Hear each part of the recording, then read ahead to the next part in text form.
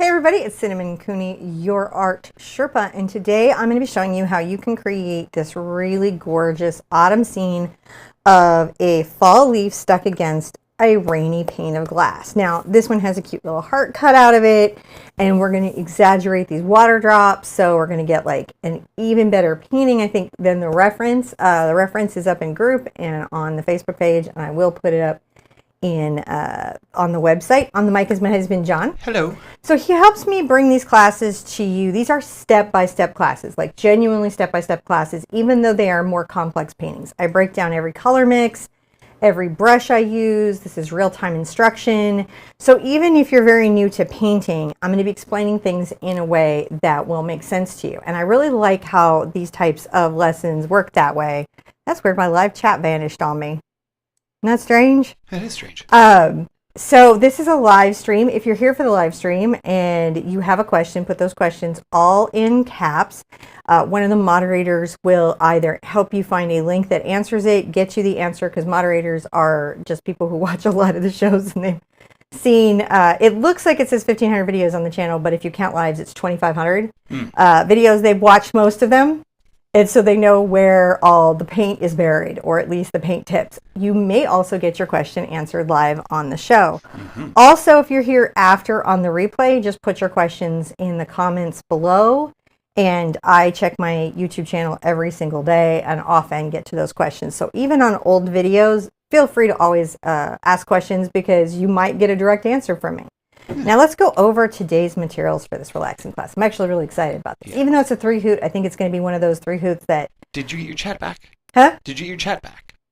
A lot of people lost chat, and I think they had to refresh because some other people were saying they lost chat too. Yeah, I did. I totally lost my chat. So it made you... Oh, yeah, it came back. I had to refresh. That's a true story. And So then I also have to go back to chat filter and say all messages and I'll do all those things. Now, you'll notice pinned in the pinned comment of the live chat is a link to my latest short.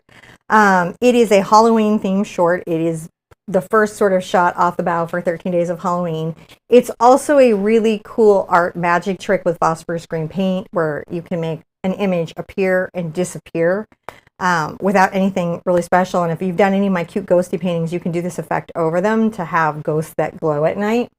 So I highly recommend you check it out. And I know it sounds like I said long ass strokes, but they were long S strokes.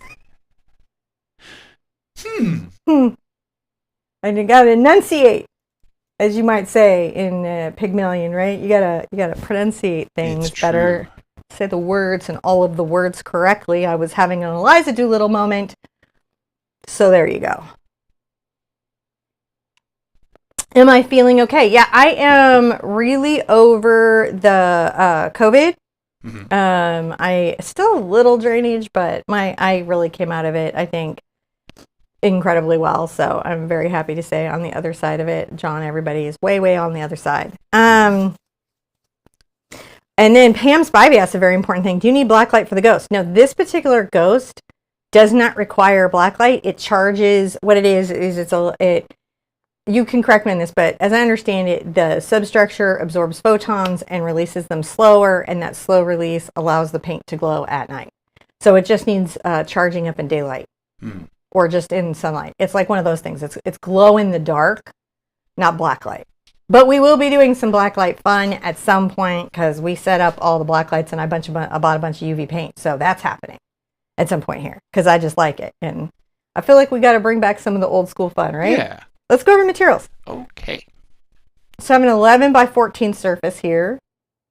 Phthalo blue, phthalo green, quinacridone magenta, cad red medium, cad yellow medium, yellow ochre, burnt sienna, ultramarine blue, and Mars black. And then I'm going to put out, wherever I put it, some titanium white paint.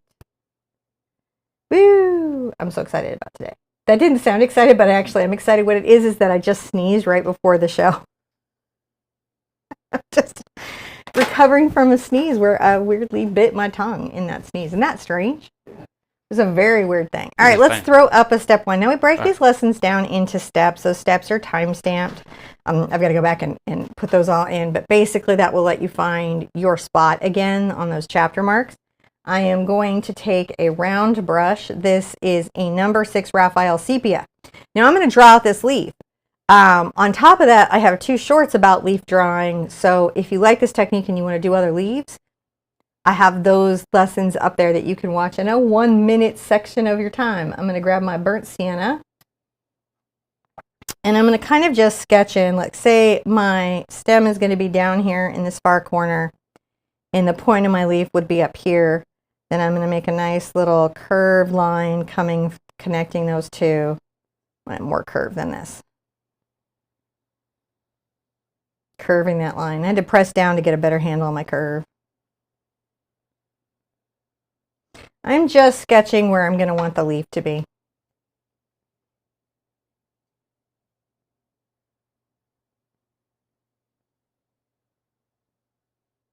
All right. Now I'm going to come up a little bit and I'm going to say the center or the part of the leaf where all the little spires will come off is here. And we're going to make some chicken feet. You guys remember chicken feet? Yeah. Chicken feet, chicken feet. Hot dogs and bologna, chicken and macaroni. Some little chicken feet over here.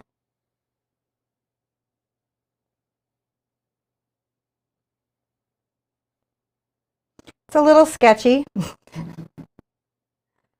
And that is okay. We're just kind of connecting those up where we want those, and I don't have to be that specific about it. It's all sort of loose and messy. I'm going to come over here and say, a little bit shorter coming out. So this is a chicken foot, and now we're going to make the weird chicken foot. But we're not going to do the no chicken foot veins on this one because it actually just has little leaves that pull out. So you don't have to have the final mutant chickeny feet. So this is pretty much mutiny chicken feet as it is. So there we go. We want that basic kind of star pattern shape. All right. And then on these, I'm going to make a little point here and a little point here. We'll make those weird little wobbly U's. This is what makes leaves sort of really fun to do, I feel.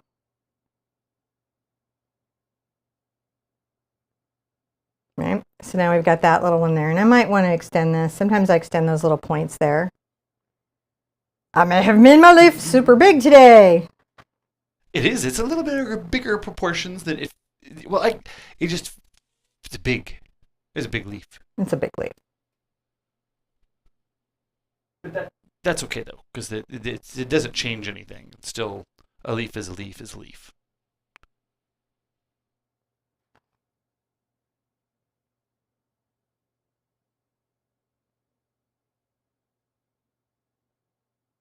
We just sketch those little scallopy shapes in. Now, I have a traceable. If you don't like to draw, that's okay. No need to draw. It's not required. You know, you don't have to do it.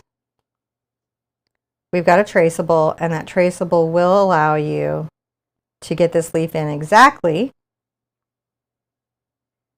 Make that little weird bit that we didn't have to put the little veining down. So there's got a little weird bit where we don't put the veining down. We've done a few fall leaves on here at this point, you know, and what's nice is they're all a little like a fingerprint, right guys? So your leaf doesn't have to be exactly like my leaf if you're freehanding it out. That's okay.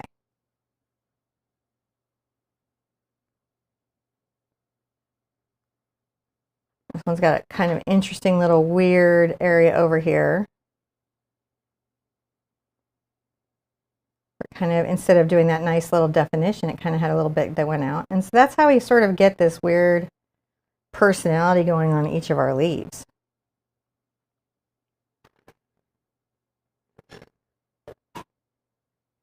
You may bring this one down a little bit.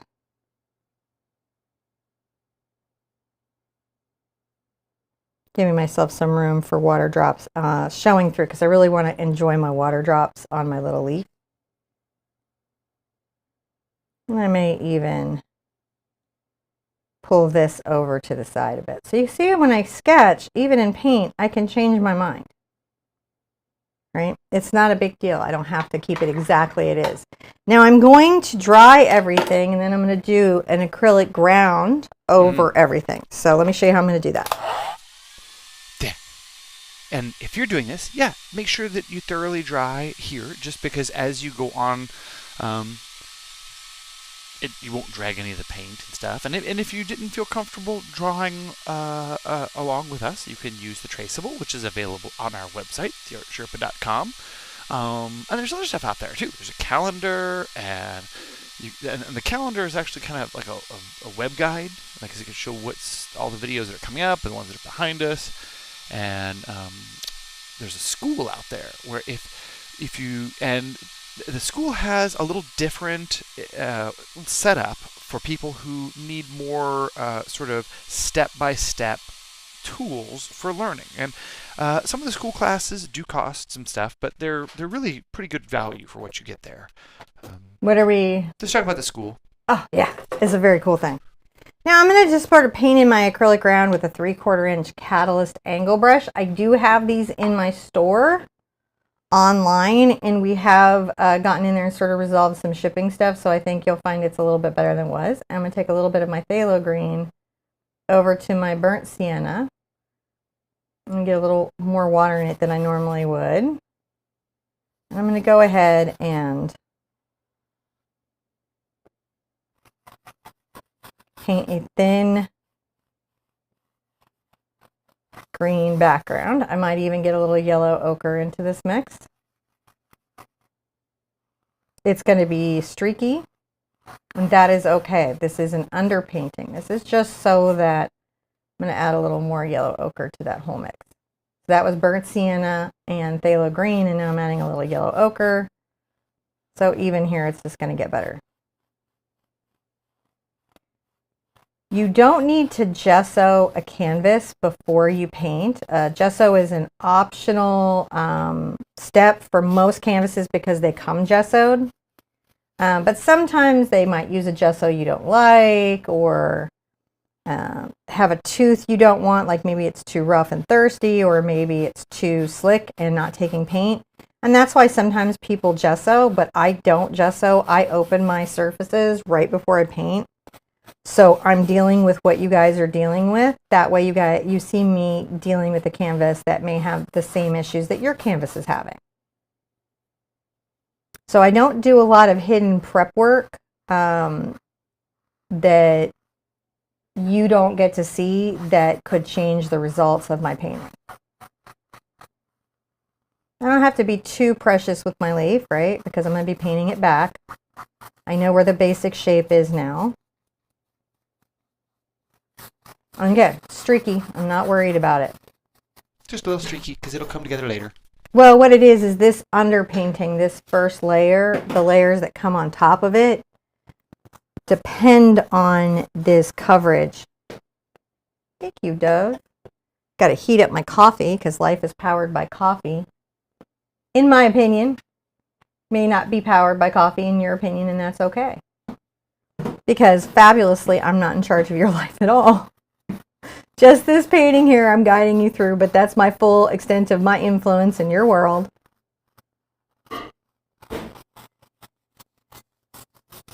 Notice that I'm just being super scrubby with this. Look how scrubby I'm being. I'm not even worried at all, am I?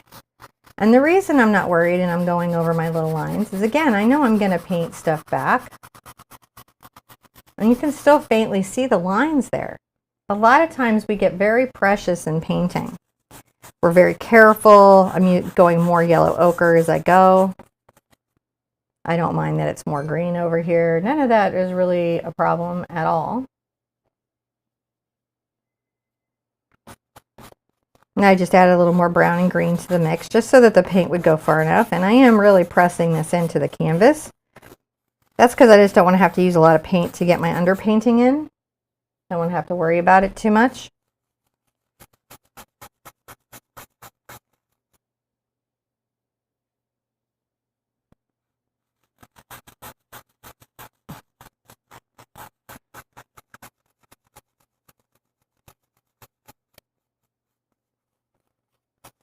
And again, by going over the leaf a little bit, I can change positioning of anything if I want to. Look at that go. Messy, messy, messy. Don't be afraid of making a little mess. I'm coming back over and I'm really just scrubbing it in. I'll go right over the stem. I can still faintly see my lines underneath there. And then when I dry this and I come to do the next more blended layer, this is one of those things, so a lot of people will talk about, well, acrylic doesn't blend easily, and we're going to definitely use some blending medium in this particular class.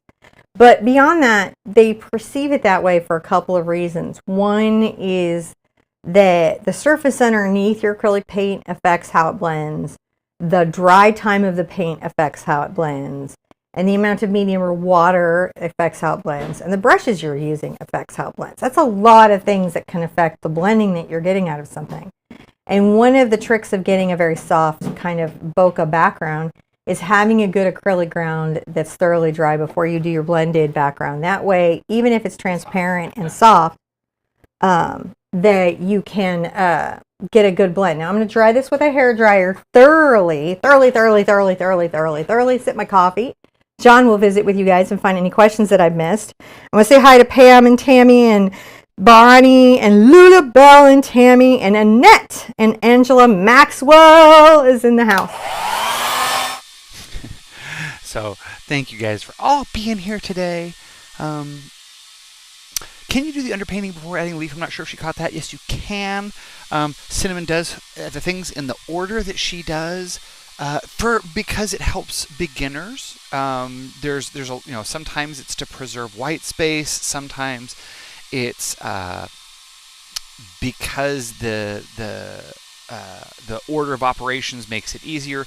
There's a lot of reasons why she generally chooses to do that, and you're right. There are other ways you could go about it, but oftentimes, because we can't see what's going on in your house and we can't reach in and give you specific advice, we know that by following this process, the fewest kinds of errors will happen.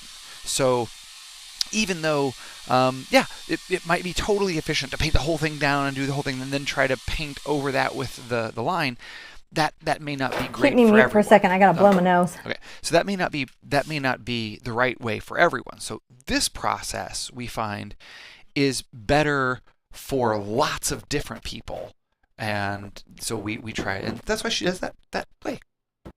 And what were we answering? I was just explaining that why you kind of do the order of operations that you do, because it benefits the students we can't see. It benefits the students we can't see. And also in acrylic and in painting in general, it's very important early on in your journey to get it very clearly planted in your brain that there's usually 2 ways, 3 ways, 5 ways, 20 ways to get a painting accomplished. And that way, when you see one artist you admire layering it in one way online and another artist you admire layering it in another way, it's not conflicted. You go, oh, well, that's just a process. And when you start just going, there's not a set of rules. Many new students are looking for a set of rules and things to cling to that are always true. And with the exception of don't set fire to your paint or apply torches to your paint or generally eat your paint, there aren't a lot of strong rules in art outside of studio safety. So it's very important to be mentally flexible. And let's work on that right now. Let's deep breath and go, this fall leaf is going to be breakthrough. You guys are going to get a bunch of new concepts in a way that you haven't gotten them before. They're going to reaffirm concepts that you're working on. You're going to be so good at water droplets at the end of this. It's going to blow your mind how cool and real this painting is going to look. It's going to be one of those paintings that you're going to feel really good about. Somebody was talking about how they had these paintings where they felt like they got through them. So I really, even though this is 3 Hoot, I want to get everybody through this painting where you feel like, oh man, I want to hang this on my wall.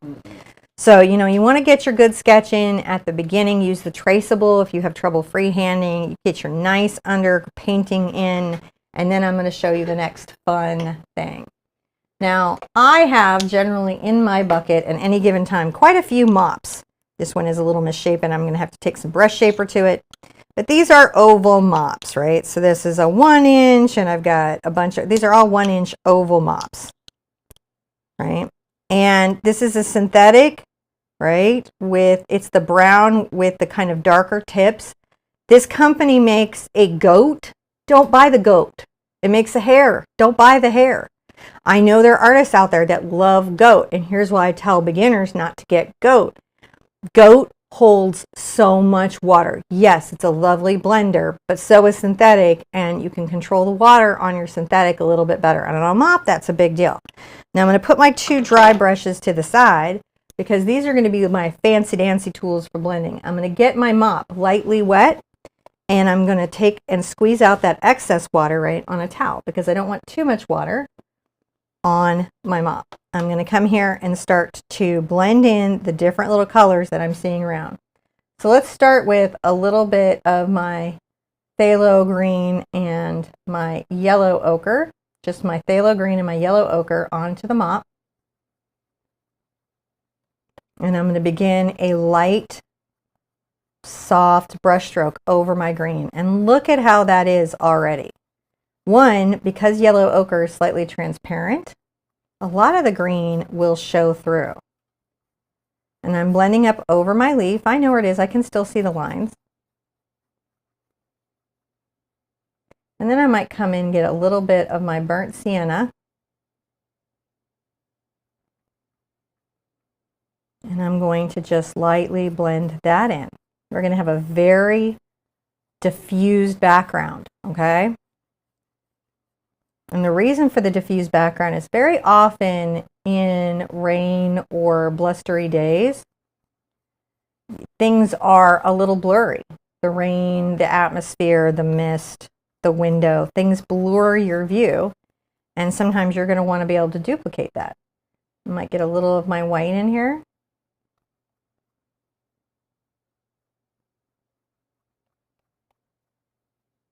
I'm coming forward and blending it through there. It's very soft. Now, anywhere that I don't like the blend, right, I can come back and softly re-blend it.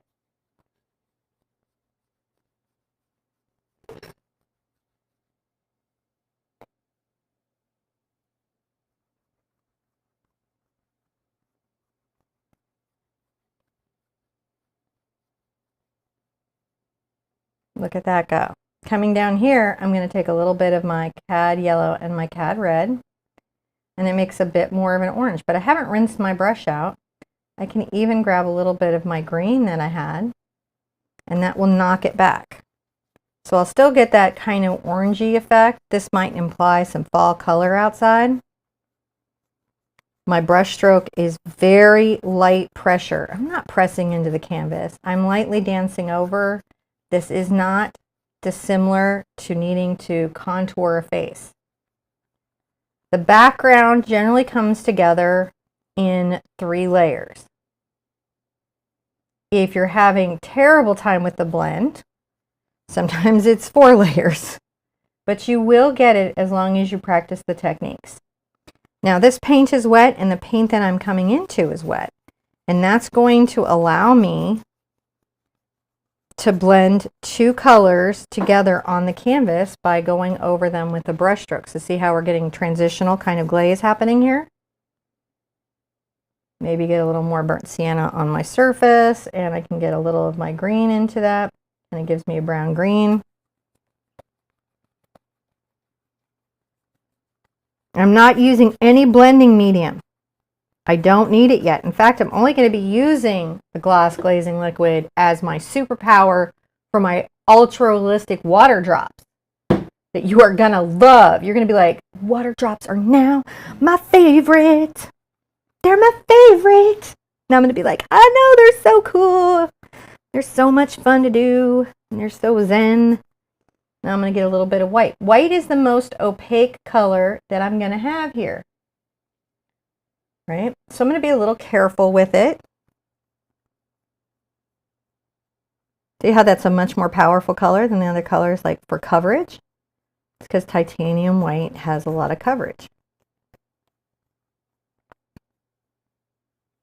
And I'm just blending it in because I want a diffuse background.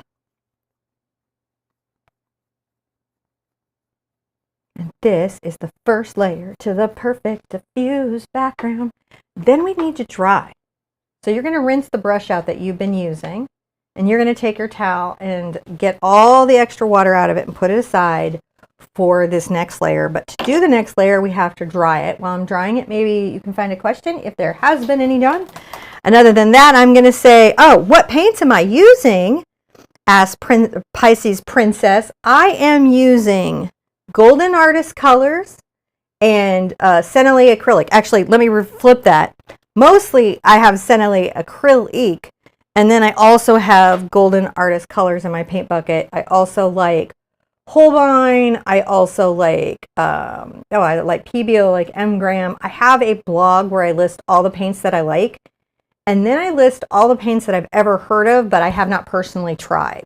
So even if you live in an area where you can't get any of the paint lines that I talk about, you can maybe find an acrylic that's available in your area. It's been kind of like a passion project. I don't know if the mods know where that link is, but they generally know where everything is, so I'm hoping they can share it. Yeah. So thank you guys. And welcome to everybody who is new here in chat. I see a lot of new faces, a lot of new people joining in here. I think this is 11 by 14 on its size. And yeah, it will work on a 9 by 12. So this is an 11 by 14. And we do work with other size canvases, but I think you can generally scale this up and down pretty good. You know, it really, as you can see, the element you're working with here is not so much the specific sizes, because, you know, a leaf drawn on a square canvas or a slightly larger or smaller one is going to be about the same as this one. And how you do the background and all those layers are what you're really kind of looking for. So especially on this one, the size of the canvas is probably not as important as understanding the composition. So. I was asked if I have tried Arteza in the early days, about, I don't know, almost 10 years ago, like a long time ago, like when they first hit the market. They sent me some. I tried them. They didn't make the channel, but I know that they may have reformulated or done work on the product since then. I have not tried them recently. So generally what I do on that when I'm not working with a paint is I let my community talk about what they like to each other, because, you know, I'm not necessarily just a product review channel, and so sometimes y'all's product reviews are more boots on the ground with stuff because you're using them just yourselves. Yeah. So, you know, on that, that's kind of how I work that out, where it's like, well, I'm not specifically using that, but I'm not, you know, I'm friends with people over at Senalier, but I'm also friends with people over at Golden, and I know the guys over at PBO. Like at this point, all different companies. Yeah, like I like people at many, many different companies. So I guess that's my bias, is that there are people that I like, but I also like people at paint companies whose paint I don't demo. So liking someone isn't necessarily get them on the channel, but I do have relationships with certain companies, and that's my disclosure to you about my... I'll put up our next step here. Yeah, put up your next step. We're going to get back into our blending, sir. Yeah. I like it a lot.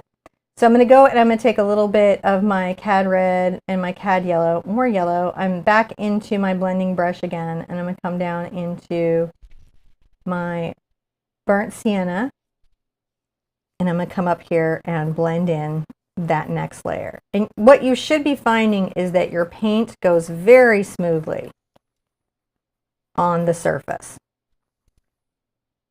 Maybe a little yellow ochre.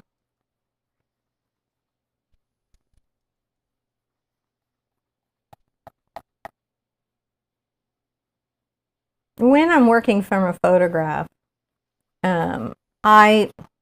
it's an interesting thing. A lot of times I look at it like a suggestion, right? I look at it for value, and I do look at it somewhat for hue, but I give myself permission to play beyond the...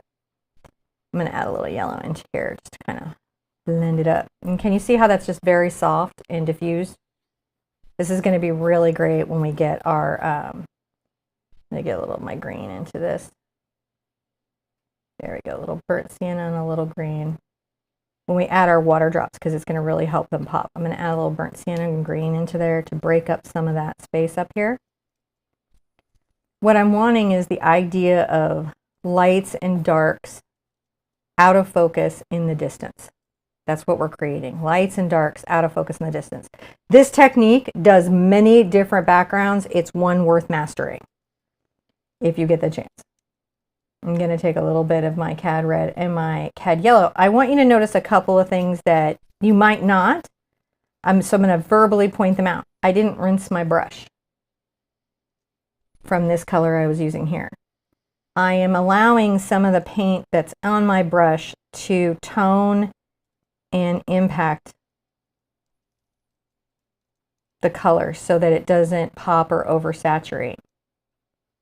There are little decisions that artists with a lot of experience will make that it's important that we as teachers remember to point out.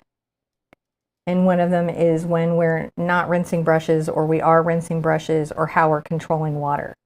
Because those are invisible techniques that can greatly impact a painting and the results. It's why I do short time lapses, but I don't do time lapses as instructions or tutorials for the most part, because these little decisions that I make have big impact on the painting. Yeah, and that's what we found out early on, because we would do that. We would make a shorter video where I would time lapse some portion of it or speed through it, and then people would be like, whoa, whoa, whoa, whoa, whoa.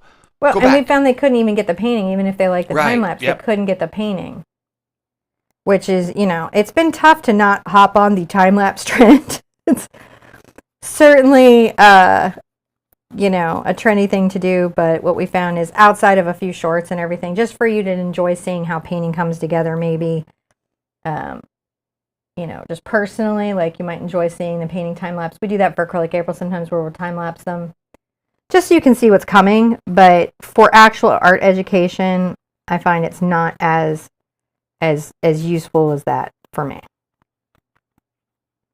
Now I might come up here and kind of add a little of the color there, and then I'm going to get my brush just damply wet.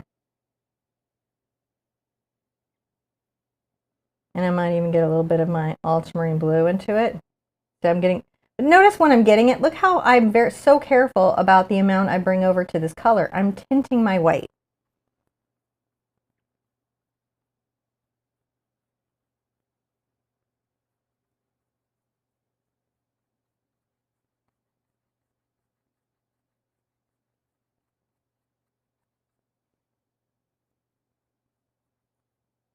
I might come in and get just a little more white on here, just a brighter spot.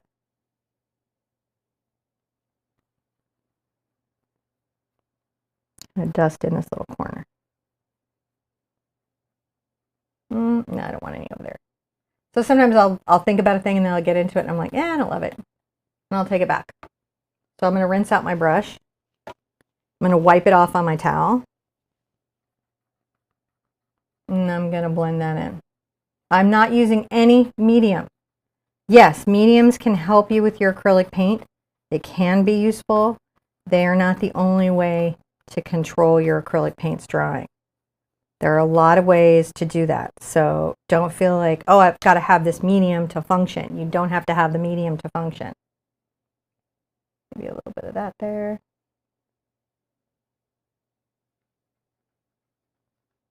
Just kind of blending a little of that in, just because I want some variance down here. I'm going to get my brush a little wet. It's damp and clean now, and then I can still blend that in.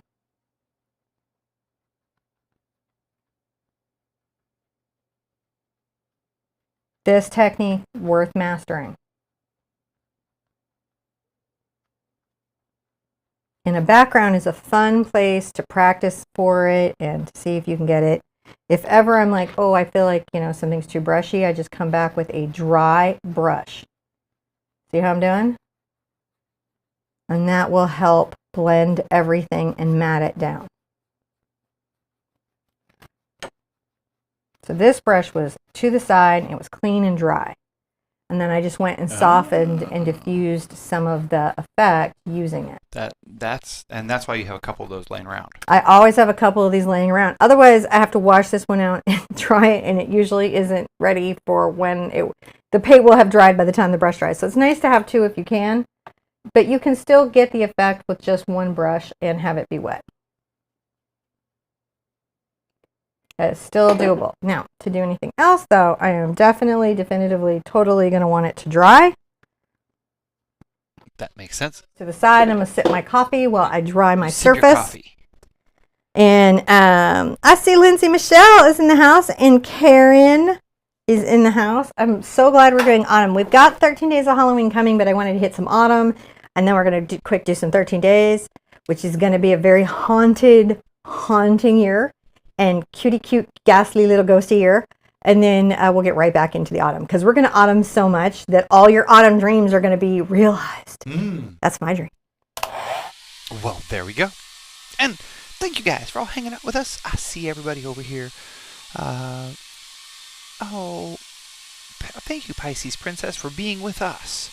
We're really blessed to have you guys hanging out with us and doing this. I mean, I can't tell you how I would have never thought my life would turn into a place where, like, what I live to do is edit art videos all day, every day, and I really enjoy it. Like, I'm very pleased that I get to contribute this to the world, because there's a lot of things that I could be editing or doing with my time that I don't think would be nearly as productive as this. So now, I'm really thankful. I saw two things I wanted to respond to. One, Shirley is talking about that in Canada the cost of golden paints is very high, which is true, but you have a company, you should be able to get PBO at a good cost, well, at least better than we can. And then also M. Graham, which is excellent company in the area. And of course, Saint-Laurent and abstract acrylic should be there. And I want to welcome the artistic artist. And they're saying I have Asperger's, so I do abstract painting. I'm guessing I met you through Acrylic April, because we did abstract this year, and I do have some abstract paintings. But if I can, I never want to send anyone away. And I want you to come back and come to all the lives. So just know that this is just sharing a good thing with you if you hadn't run into it. Bob Blast, which is Bob Burridge, he also has a channel, and he does just tremendous work in abstract space and is a hoot and a half, and never says anything I feel like I have to come in and correct later in some kind of, you know what I'm saying? Like, sometimes I'll see people say stuff out there and I'm like, oh, I better mention that is not going to work that way to my students, without calling anyone out. He never does that to me. And I think he's a really good teacher. So I want to share that with you, but only if you promise to come back to all the lives. Is that weird? I don't know. I think it's awesome. All right, so we have this little area. We've kind of, we still have our little lines to our leaf, and I find that it is nice at this stage to maybe kind of do an underpainting of. Ready for your next step there? Yeah, I think I'm ready for the next step. So the first thing I'm going to do is I'm going to take a 1/2-inch angle brush, and I'm going to take a little bit of my burnt sienna and my kind of phthalo green here, and add a little bit and come over to maybe my yellow ochre, and we're going to just exaggerate our little heart cutout. I like doing the heart on the stem because that makes it easy to divide the space in half mentally and get a nice little shape. So I'm going to paint in. It's not, a perfectly neat heart at this stage, because again, we're underpainting, right? But there's my little heart cutout that's going to be peeking through to the background. And I'm going to go ahead and take a little bit of my quinacridone and my cad red. And then, interestingly enough, if you add a little of the phthalo green to it, you're going to get a slightly darker color. And I'm going to paint in a base of my leaf. I'll come around and I'll fill in the area where I'm sure, super duper sure, is leaf.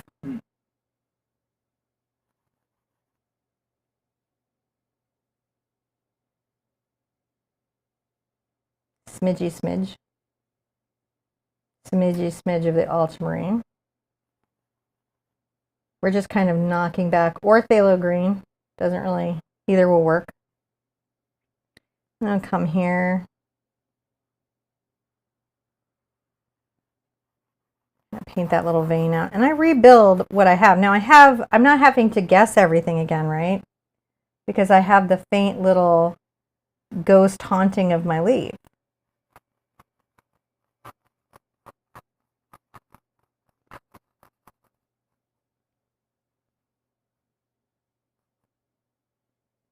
Come up here, and I know I want this one to almost come off the surface.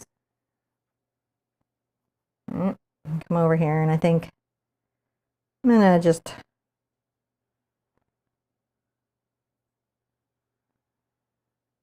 pull this one in.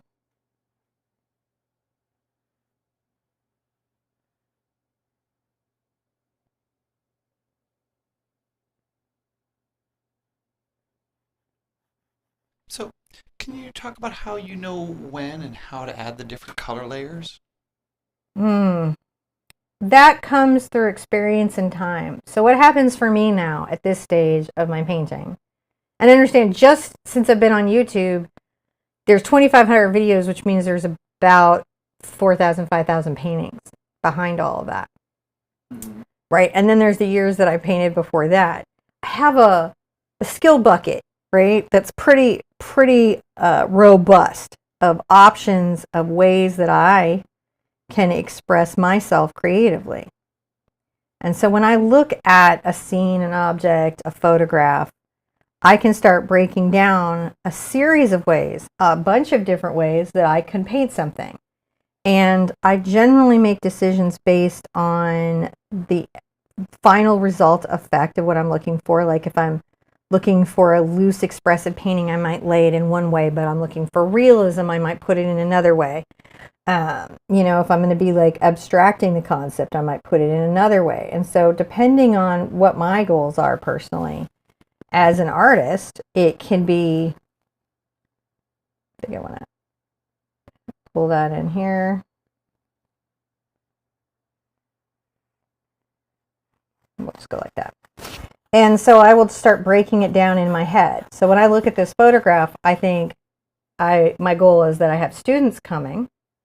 And I now, at this point, 10 years on YouTube, have a lot of experience on stuff that kind of aggravates you guys. And I start making little decisions to myself about how we're going to lay it in. I didn't practice painting this first, but at this point I know if I've got a bokeh, generally with you guys, I'm going to do an underpainting and 2 layers of blend, because that prevents y'all from having these stripes of color where the painting is drying on you so fast that you can't get the blend. If I ask you to do a single layer blend, that's a lot to ask of somebody new. Does that make sense? Mm-hmm. It's just a lot to ask of somebody who's like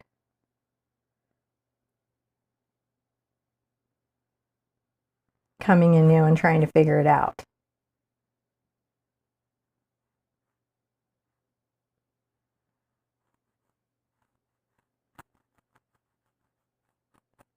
A lot of times I'm like, oh, I want, a range or a depth of color. We're going to build up color. That's another thing that can impact the decisions that I'm making. Even on this, by putting in the sketch early, like I have those lines to guide me.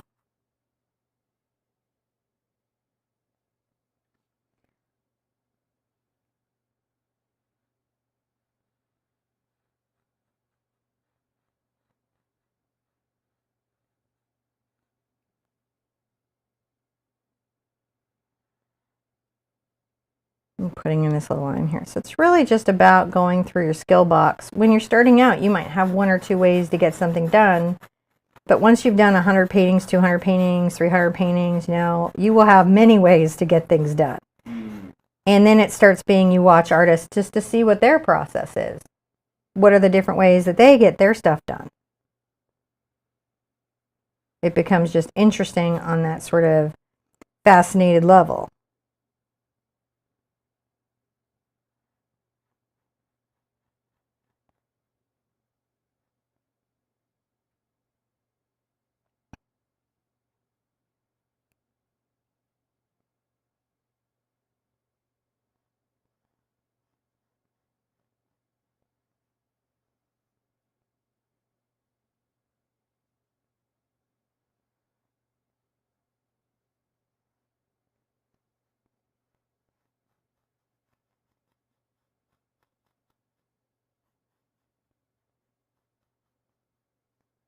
Putting that back in.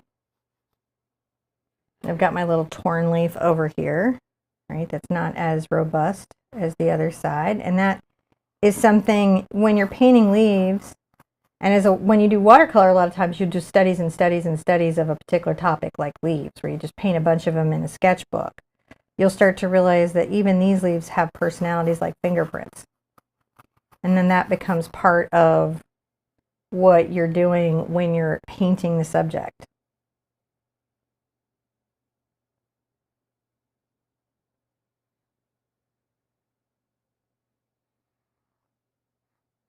Yeah, a little more cowed red on that mix, but I'm not worried about it. I'm putting that in. Again, underpainting, so I don't have to be super specific about it. I don't have to be too precious. I'm just getting my values in and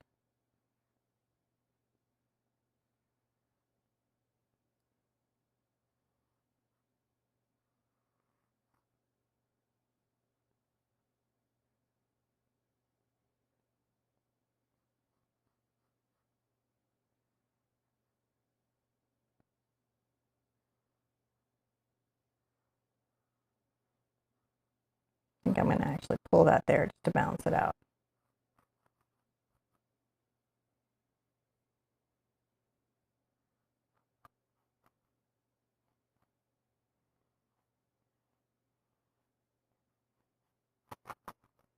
Now we have this like wonderful little odd strange leaf that's there. I'm going to go ahead and take a little bit of my Cad Red and my Mars Black together. This is my Cad Red and my Mars Black.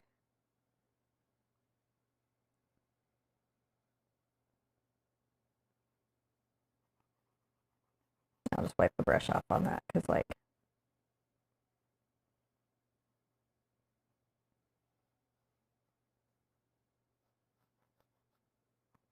all right.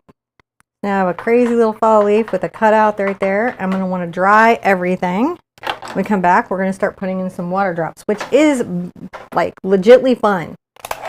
No, the water drops are really good. I like those a lot. They're going to be coming up.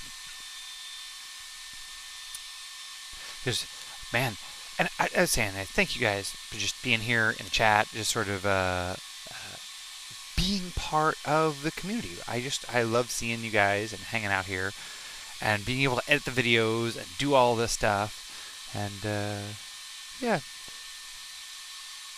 reading up on the chat here. If you haven't had a chance to join us in a live, you should. It's really cool because there's lots of folks that hang out here and chat. And by the way, if you're hanging out here live or if you're not live, hit the thumbs up button. That's really cool. It helps let the algorithmic machines know what's happening and that you like the video. So it seems to be a good way of saying that you kind of like it.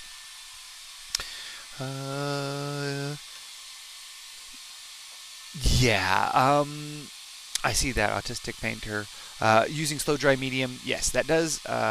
It does help with your paint going, staying open a little longer. And as long as you're adjusted to that, then you're fine. And you just know you got to dry it a little further dry it a little longer because it can take longer to dry. So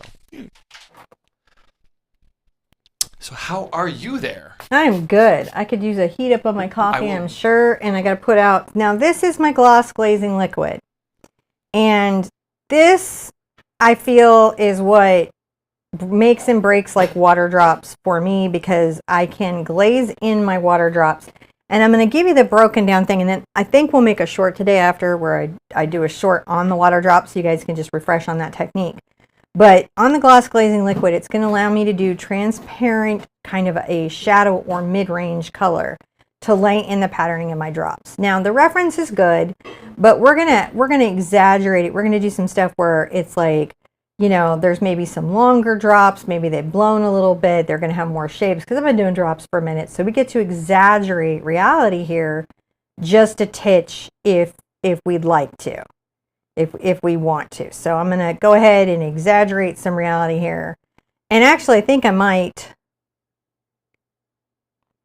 No, okay. We're going to exaggerate some reality here and put this out. Gloss glazing liquid. Now, On this one, you could just do a regular glazing liquid because we're not doing this for the blending. We're really doing this for the glazing. But I recommend if you're going to invest in one medium, this is the medium. Just one medium. This would be the medium. I'm just going to pour it out because I always let my cap get clogged. It's a problem of me, not the company. Absolutely, I'm sure I do it wrong all the time. And that's okay.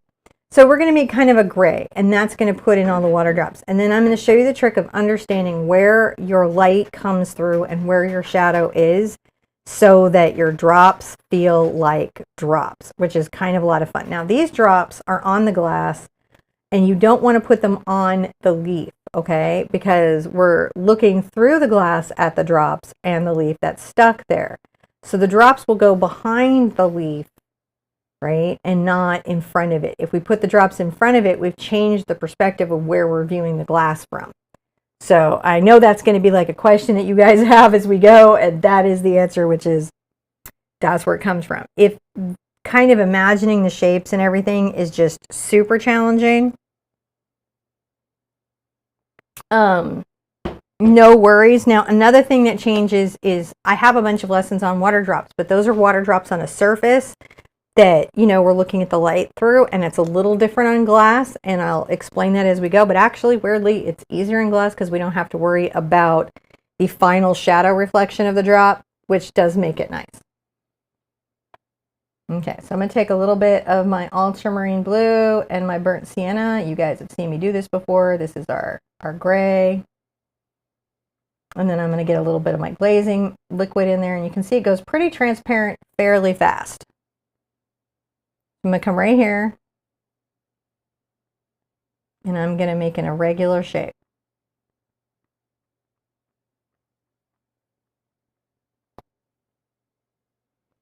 Now this should be where you can kind of see through the shape a little bit, right?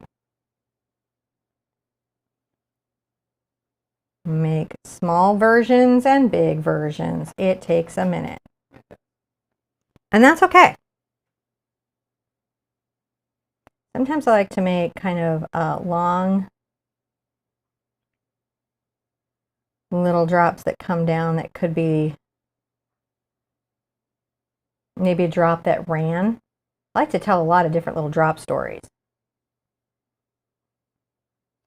It's important that your shapes feel natural and not forced.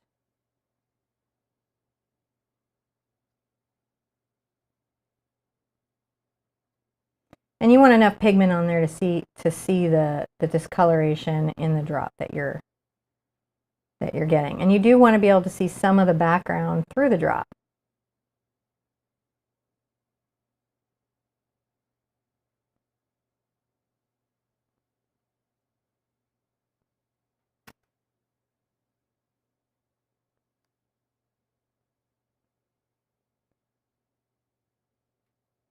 It's important to do some small.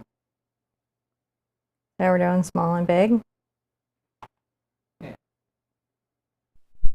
I'm making weird little amoeba-like shapes. Don't fear the amoeba. So weird. Like, I'm legitimately so strange. Well, I enjoy it.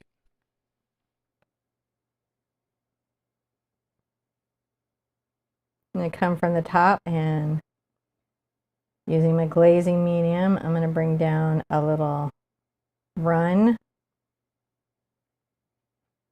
Sometimes as artists, I mean, maybe not with AI anymore, but like sometimes as artists, you can get something that a photograph can't get you because the photograph that you want to have, the reference photo, just doesn't exist.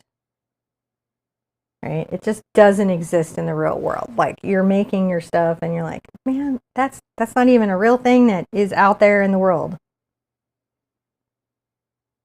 Where the perfect rainy day window is not on the day when the leaf that had the heart-shaped cutout hit your window. You know what I'm saying? Or you have to be a clever artist and know that you want to do that, and then you have to run out to your rainy day window that was perfect and then find a perfect maple leaf and then snap out, get your little stamp cutter, and then cut out the little heart. You know, it gets to be complicated pretty quick. This is a lot of what will give you the big impact that you're hoping for in a painting. Is a good placement of big and small drops.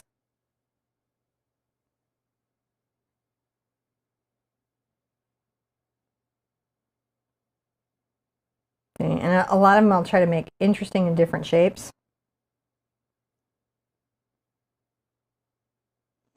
I'll also probably do like a little splatter can be nice as a technique as well to get a few of the particulates in. If you want to get little small drops, which is another reason why you paint the leaf last.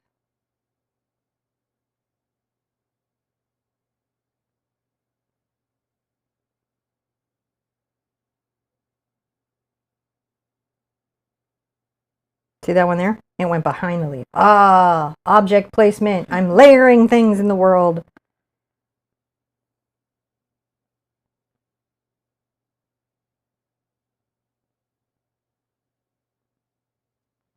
It's going to go behind. I've got a lot of leaves on drops on leaves. Got a lot of paintings about drops on leaves. So this is sort of a fun one. And yeah, we're changing the directionality of the drops because as it was, the reference had to be edited quite a lot to make this image. So the directionality of the drops is actually weird. Makes sense when the image is flipped a different direction. Just one of those things that you sometimes have to do.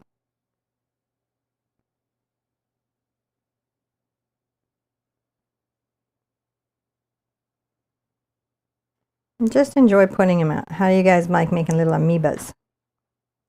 I like him. I like seeing the.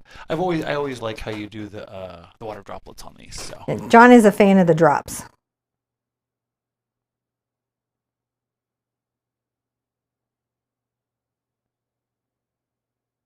So on glass is a little different than on a surface.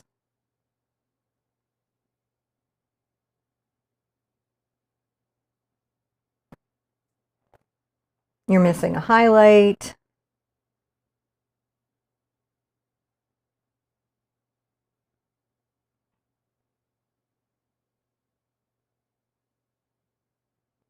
I have I can't see the references right now. Yeah. I mean, not the references, the chat.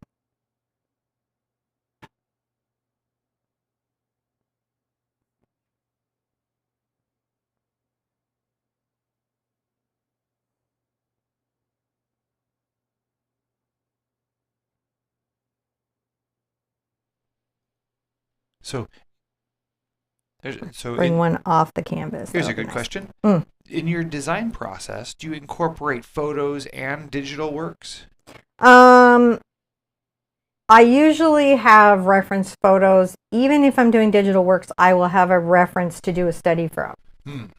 Sometimes stuff is from my imagination, but it'll be like I do a weird little doodle sketch of an idea, and then I go find references of some elements of that subject matter so that things like the lighting and everything are correct. Right? So I will go like chickadees on a fence. I'm going to go look at a bunch of, I think they were chickadees. They might have been like one of the mini, like the little tits. But I'll find like a bunch more birds, like the bird that was the original fluffy fat bird. And then I might put them together in different little positions. And so sometimes I will work things out in a digital format, or sometimes I will work things out in a sketch and paint format, or sometimes I will just reference an image like this, or sometimes I will take an image and go in and do a digital paint over it, which I could have done with this image, and then go over it. So I think all those things are totally viable. And if you're looking for a good image reference site where you're not stealing from photographers, Paint My Photo is a very good website. I think John left me on an angle, so I got to paint over here if I'm going to do anything. Let's bring a little bit of a droplet down. So Here, I'll stop this while John's up and go into my process a little more in depthly. All right, so I'm waiting for John to put my canvas back because he had to go take a call. Live show, woo! So generally the process goes like this. I hear things, see things, dream things, think of things that seem like they could be good painting ideas. I do calendars the year ahead, and I kind of have an idea of when I want to start doing fall content. Maybe I'm going to be releasing my 13 Days of Halloween. And I start making notes about things I think I might want to paint. I have sketches from 10 years ago that sometimes I will go into a book and reference as an idea. And then I will do little doodles or sketches or notes to keep the idea in some kind of way. And then from there, I decide how I want to do that process. Is that process something I'm going to digitally paint? Well, when we were moving and going through all that stuff, I had to do a lot of digital painting because I didn't have any access to the studio for that whole time we were off air. So that, like, a lot of that came from Piximulator and SketchUp and Adobe Fresco. And then, you know, I might have a image reference site like Paint My Photo, Upsplash, Pixabay, Shutterstock, one of those. And I make sure that I'm using references that I have licensing or rights to. I might go back into Creative Commons and look at an old painting, you know, that's in the public domain and then think, let's modernize this. So there's a lot of ways into the design that, you know, drives me into the design. And then you guys end up with thumbnails that are either maybe from a digital design or a reference photo, or I will paint the painting once beforehand. And generally any of that becomes part of what I'm doing. I think that digitally painting over a reference is a good way of going. I think that that's actually, I think I overpainted this. I got to paint that back out. But I think that is a really good way of going for creating work. The thing is don't steal from photographers. That's really the thing. You can't just go online and go, well, I don't see it saying copyright there, so I can just paint it. I mean, like as a student in the privacy of your own home, nobody's going to come kicking your door and check your walls. Disney is the closest to that ever in the history of copyright, where they would come in. Can you change? Oh, you did change it. I'm going to fix this right here. So, you know, I'm going to grab a little bit of my yellow ochre and maybe a little bit of my green and brown here and kind of paint that down, I think. I want it to just be a little lower. I think I got a little high with that. I can hide that with water drops and stuff. It's like crazy, but I can. Where I just want to go, no, just be a little bit of a boo-boo. You can see whenever you want to fix something on a painting, once the painting underneath is dry, you can generally come in and make changes to it where you need to. So using websites like Upsplash, Pixabay, Paint My Photo allow you to get access to reference photos that you have rights to. They may be limited rights. Shutterstock has some limited rights. Different places have different use case policies. But the moment a photographer takes the photograph, that copyright belongs to them. And in the United States of America, it's immediate. It doesn't have to be published online. It can just be sitting on their camera. But them putting it out there did not give you permission to just use it. However, I'm going to tell you a little thing about photographers. They are an underappreciated artist group, I think, probably one of the more underappreciated artist groups. And when a painter comes to them and says, I'm just really inspired by your photo, would you mind if I make a painting of this? For the most part, they don't even charge you a fee. They just appreciate the courtesy of being asked. Yes, some of them will be no, but a shocking number of photographers say yes. In fact, I did a leaf a while back, and I asked the photographer for the rights because I saw so many painting parties stealing his design. Just stealing from him, and I was like, hey, let's have some fun with these yahoos. You give me permission to paint it, I'll put it on the channel, and then the painting party can't make no money on it no more. And he was like, yeah, that sounds good. You know, I mean, that's the thing. Asking goes a long way. I've monologued like a villain for too long. Let's try this. That's okay. And that's okay. You can monologue. Finish up. So we'll go on to the next step here. But, you know, sometimes that happens. You ask questions and Cinnamon gets to thinking and talking. And that can be fun. So thoroughly dry, and then we'll go on to the next level of droplet. And sorry about that. I had to step away there for a phone call from the school, so I was a lot of photographers here with us. So yeah, I just reading up on a chat, and yeah, I had to step away for a minute with a phone call there.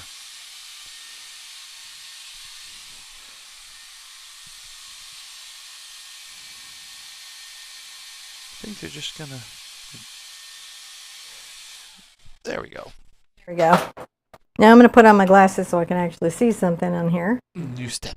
Yes, and a new step. Now we're going to kind of add the parts to the drop. So we're going to say that our light source is overhead, which means that our shadow is going to be at the back of the drop, and our highlight on this is actually going to be at the front, which is weirdly.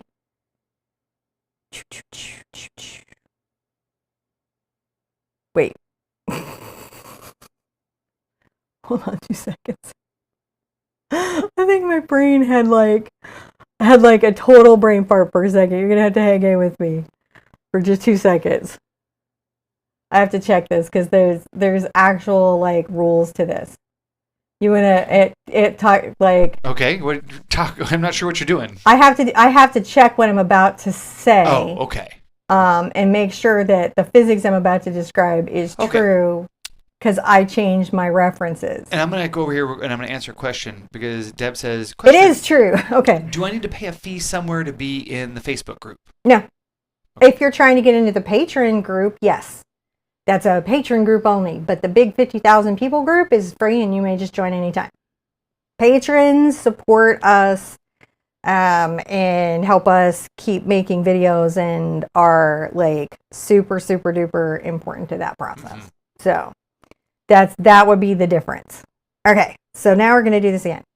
Shadows back here, highlights up front. I'm not an insane person. I just made sure, because I manipulated that image, and I was like, did I change it so much that I would have messed up the light? But it isn't. Lights overhead, shadow back here, light out here, because water is a lens. Yep. Yeah, so it should be free, and you should be able to go. If you were told that you needed to join something or do something, that's because you joined the patron group, and you just got to go to the Art Sherpa official. The patron light keepers, lovely name. Those are people that support the channel. So, and then we're going to come here, and we're going to put the shadow on this side, and we're going to put the highlight over here on this side. So that's how that's going to basically go. And I'm going to do my shadows with, like, say, a little bit of brown and green and glaze, perhaps, like, to kind of a dark thing. And we're going to maybe leave it a little more brown and come back here. I am using a number 4 Raphael round. Gives me a nice soft finish. And I'll do a few drops at the same time. I may have to come in and do smaller brush on some drops, just because, you know, the physics of life. Come on, this far side.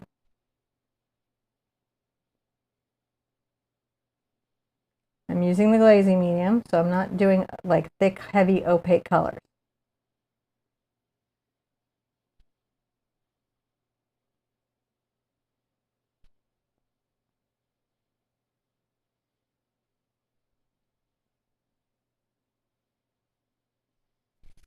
And again, like Lulabelle was saying earlier, photographers tend to say yes. They really do. Mm-hmm. They tend to be like, oh my gosh, thank you for not sucking, and thank you for liking my work and caring about what I do and treating it like it's art, because it is. Some photographers will say no. Sometimes painters will say yes. They'll let a student repaint their painting. Asking goes a long way. Assuming you can do it and then publishing it online is how you get a takedown notice. That's not, you gotta ask first. You gotta ask first. But generally the worst, unless you steal from Disney, that will happen to you is a takedown, which just means it gets removed or you have to remove it. It's actually not that. I do fan art, so I'm all like sometimes up against this weird, it's not even really, it sometimes can be under fair use, but it's in that weird space, you know, and I'm just letting you know, like, even on the worst case scenario, that's generally what it is that you have to take down. So I've seen some artists go ballistic. There was this one Hobby Lobby artist And man, if you remotely painted what she did, she came and ate your face. Lots of feels, huh? She did not appreciate it. It was not complimentary to her, and coming back with the "but I repainted it, so it's mine" argument just got her lawyers involved. And she registers her copyright, so she could come for money. And that's the difference. If an artist has registered their copyright with the National Copyright Office, then they can come for damages, and those damages add up. Yeah. So that's the other reason why it's just a good idea to use places that say it's cool, like public domain. You can use any of the stuff in the public domain. That's why it's in the public domain. It's not under copyright anymore. And so that's a good way of getting in there. Now, I'm going to want to do a highlight here where I'm going to come in and take a little bit of my white. I might even smidge a little bit of my phthalo blue into it and a lot of my glaze. So much glaze. So much glaze.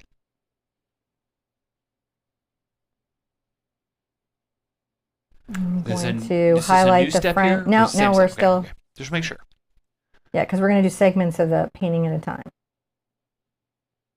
I'm not going to do the long drips with this. I need a nice sharp edge for the highlight on the long drips. I'm just doing the nice little. See how that's instantly becoming a water drop? Mm-hmm. They just become water drops real fast.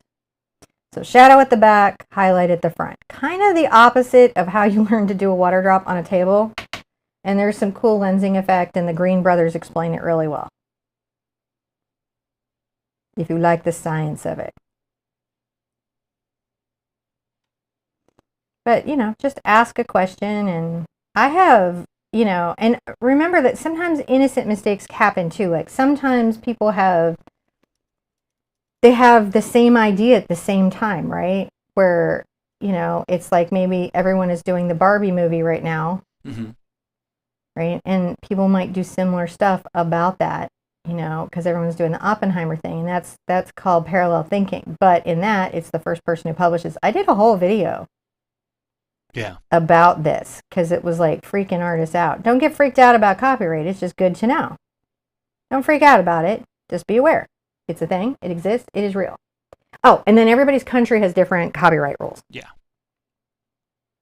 So I'm more versed. I'm not giving legal advice, but I've been in the U.S. for a minute, and I've had to deal with like when the AI stuff came out, I was in no way surprised by any of it. I have been trying to say to artists that your copyright, what you think your copyright is and what your copyright is not what it is. You might want to check that out. Yep. You might want to look into that a little more because we're a little exposed. And they're always trying to reduce copyright for artists and different groups. And then Disney weirdly becomes the artist friends because nobody fights for extending copyright longer than Disney. Yeah. Because Disney does not want to give up the mouse. They play super duper hard.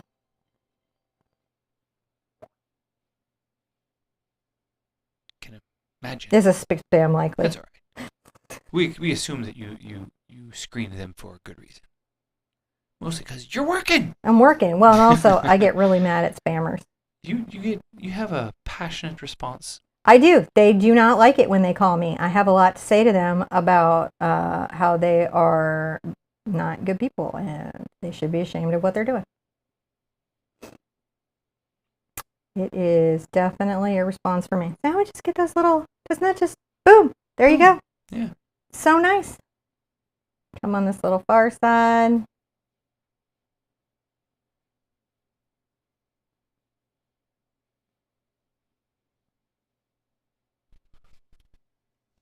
Oh, this looks so good. Yeah, it does. It's just one of those techniques that can make a painting just really, really, really pop. And I love it for it.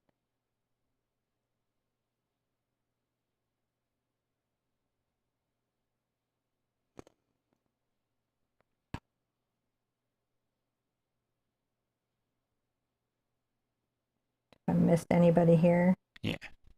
Don't think. Oh, that little guy right there. It's good you check for whoever you might have missed. It's a very relaxing thing to have to get to do. Yeah. Is filling in your water drops.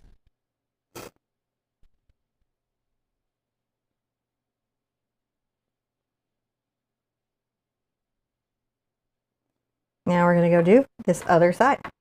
Just on the other side. Isn't that cool? Mm-hmm. So we just take it by stages. We just don't try to take in the whole thing so fast that we can't take it all in. Right. You just try to make a strategy to not overwhelm yourself. And if you can do that, then the drop process is pretty slow.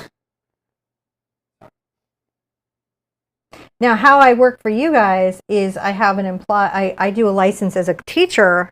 The license that you guys get from me, or kind of the use policy, is like, I don't care, you paint along with me for the enjoyment of the student, right? So it's for the learning and education of the student. And then also, I allow you guys to sell the work in private sales. I'm going to come along here and add this little green shadow back here. Right, so I'm okay with that. I also don't mind if you like show or exhibit, as long as you follow the use policy of the show or exhibit that you're in, because some of them have a lot of rules around student work. That's a work where you follow an instructor. And then also we're going to continue to shade the left half here and shade the back half of the drops all the way through. But as long as you do like an attribution, where you say this design came from my channel, is generally, and I don't like go on Etsy and police anybody, because like I don't want to live like that. So it really, what it does is it helps protect me from Amazon thieves, not my students. I'm not trying to protect myself from my students. I'm trying to mitigate the Amazon thieves that even pretend to be me selling. I don't have skateboard decks on Amazon. I'm going to tell you that right now. Or towels or any of that. I might someday, but I do not currently. And so there's, of course, those places that go and they grab everybody's artwork. I like, for a while, I was like on a bunch of quilted blankets. We almost did a show like buying products with my stolen artwork. We were looking at that, and then we were like, no, it's going to make everybody angry. And we were all going through a lot at the time. So I was like, I'm not going to do that show right now. Nobody needs to be more upset. We were all going through COVID and stuff, and I just felt like the world was already having enough struggles. No need to add to the stress of it. Okay, so once I have that in, then I just go back through and again and do the white. Are you guys like blown away by what a chill technique this is? It's just very mellow. Again, I'm just using the number 4 Artini brush.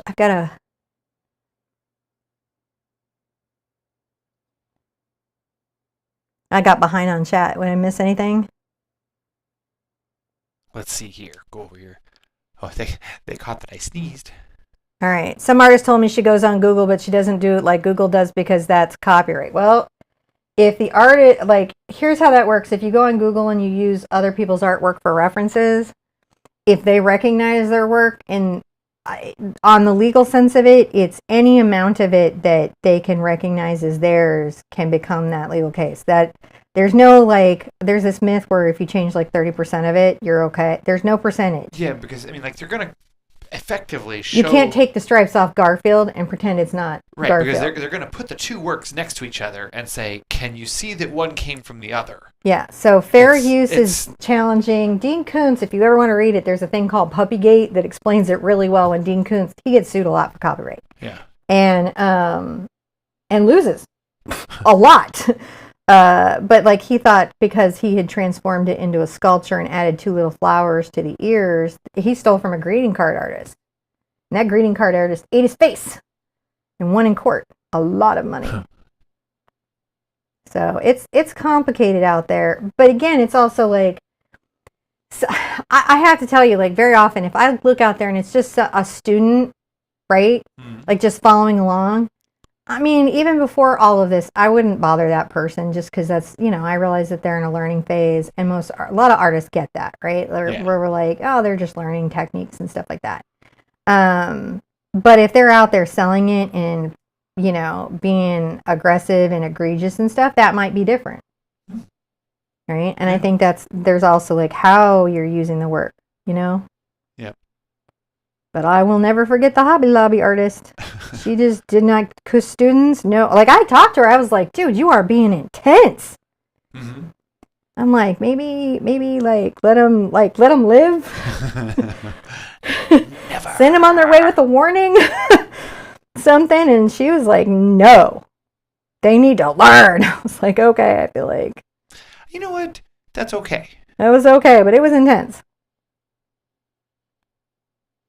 It was an intense day. So just the little asking goes so long. Just goes a long, long way to just keep an aggravation out of your life. See, we just talk about the stuff while we're doing the water drops. Yep. Check that out. Check that out. I gotta catch up to chat. I'm so behind. That's all right. All right. I saw diamond painting of one of your paintings at Michael's. Really? Now that is not okay.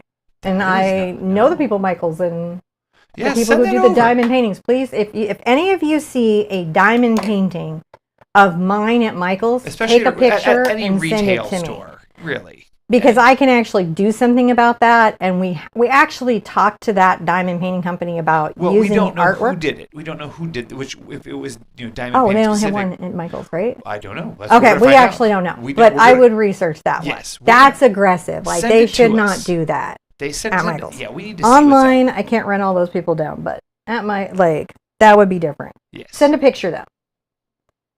Send a picture of what it is, because sometimes stuff looks like mine and is not mine. Or, and this is not that uncommon, sometimes I used a photo reference site, like when you use like Gettysburg or Shutterstock, another person could use that. They could use the same one, yeah. They can pay for the same licensing and rights. They might not have rights to my exact painting, but they would have rights to that photograph or reference. Does that make sense? Yes. So that's one of the weird things around that. Let's call this a new step, and we're going to kind of resolve this out. That's awesome. All right, now I'm going to take a little bit of black and my glazing medium and my round brush.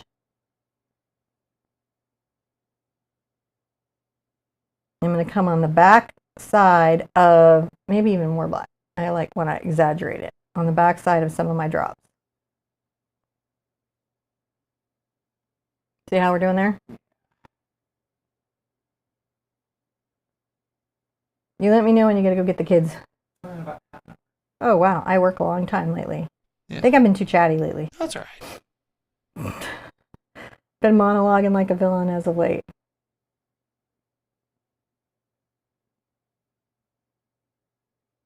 We may move the classes to an earlier time of the day because now the kids are back in in-person school.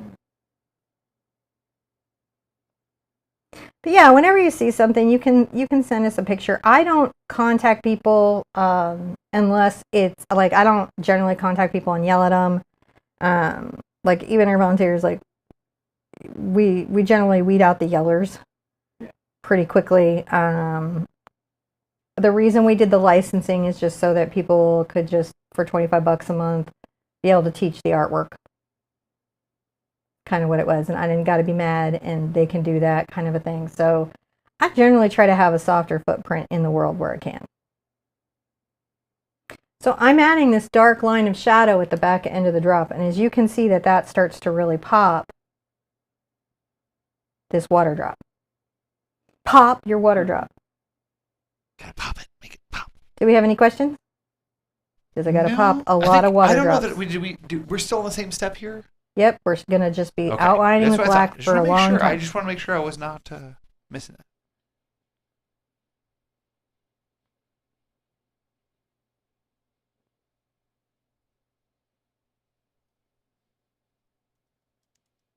Amazing how that like black line, and then we haven't even gotten the kind of brighter edge yet.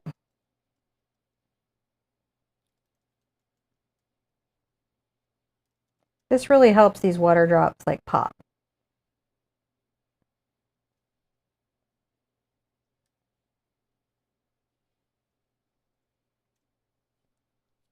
Just using my black paint.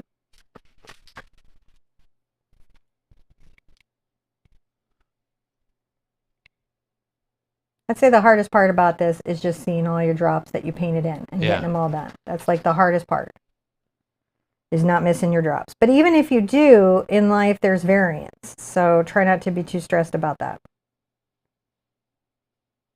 That makes sense. Any questions? Let's go back over and see. No particular questions right now. Everyone is enjoying doing Excellent. this. I love it. If I'm answering questions like at that level, I feel pretty good about it. Gina was saying outlined mine with gloss and glittered it. Oh, that's really fun. I don't see why not, right? So this is different. You want to really look at videos of water drops on a surface lit versus water drops on a window backlit. Those are different effects. And it you know, if you do them wrong, then they'll look like they're on the other side of the glass.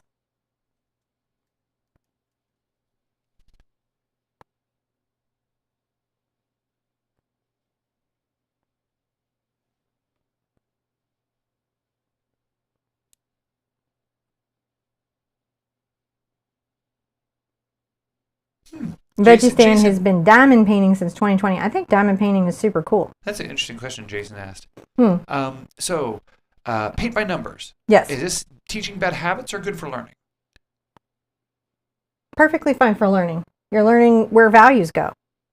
Doesn't teach you bad habits. Bad habits are, in art, bad habits are like having bad body positioning or holding your brush in a way where, you know, maybe you would be damaging, like giving yourself conditions like carpal tunnel. Paint by numbers is generally, it's like generally someone does a painting and then they've got a program that converts it. And so you're still learning the basic painting. I think that painting in general on any level teaches you something about painting. Some teachers might be like, oh, it teaches bad habits. But I don't know what habits they're trying to get everyone to do. I think the most important habit is to paint and paint every day. Nothing will get you artistic voice faster. Nothing will make you a better painter faster. You know, painting every day, that is the power move. Everything else after that is just the fun way that you find to express yourself. I don't generally gatekeep art. I think it's really weird to gatekeep art. Okay, we're not changing steps. We're going to come through and we're going to do a final little pop. I'm going to take my white and I'll go ahead and put in the glaze, but it's pretty opaque. And it hasn't picked up too much of the phthalo. It's very bright.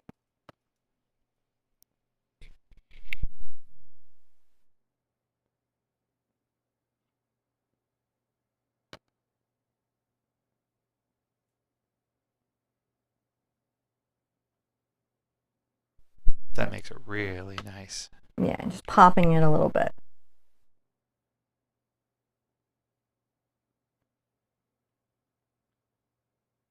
I think I may want to actually even come back with some of my, I'm using my number 4.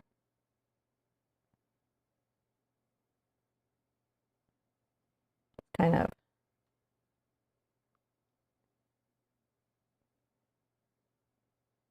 Where I lost maybe some density in the color. Does that make sense? Yeah, totally. So I'm just coming back with the number 4 and just putting in a little more white density before I do the white lining. Because like as it dried, it lost some density. And then we'll come in line with white and then I'll go over a little bit better. So I don't paint out all the gray, I just add a little more.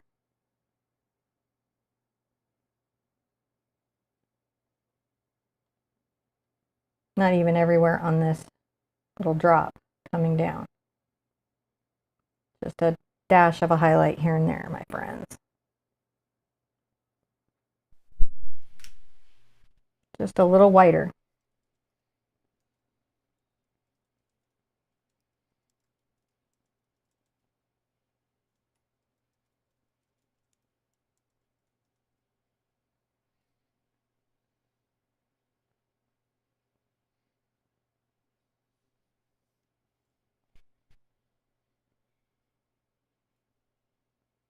And then once I have that in, I can come back with my round.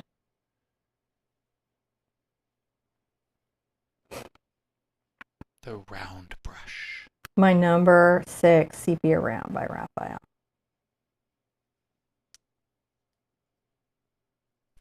And just kind of add some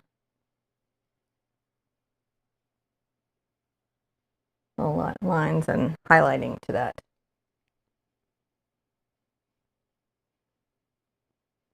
I try to not like worry about having, not outlining like a coloring book. I'm adding little pops of highlight where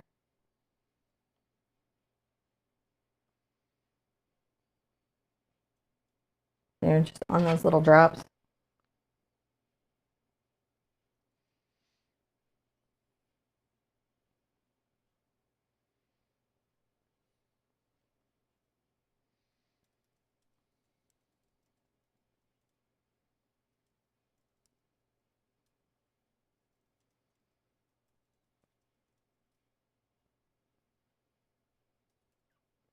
So sometimes on water drops, the surface tension will break, and that's why you won't have a hard edge all the way through. You know, maybe it thinned or it ran down or something happened. Oh, look at them go. They are really, really, really three-dimensional, aren't they?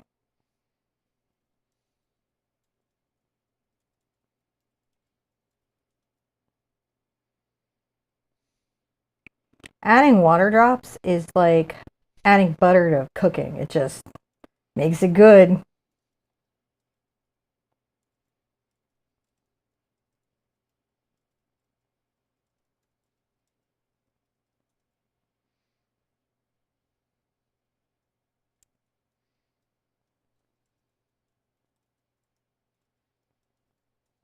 Now the next class, that's going to be like closer to 1 hoot, so we'll only be painting for like maybe an hour sesh, hour and a half sesh. A little more in the first paintings range. This is a pretty involved little technique piece, so, and we didn't really rush ourselves through it. Been trying not to rush you guys lately.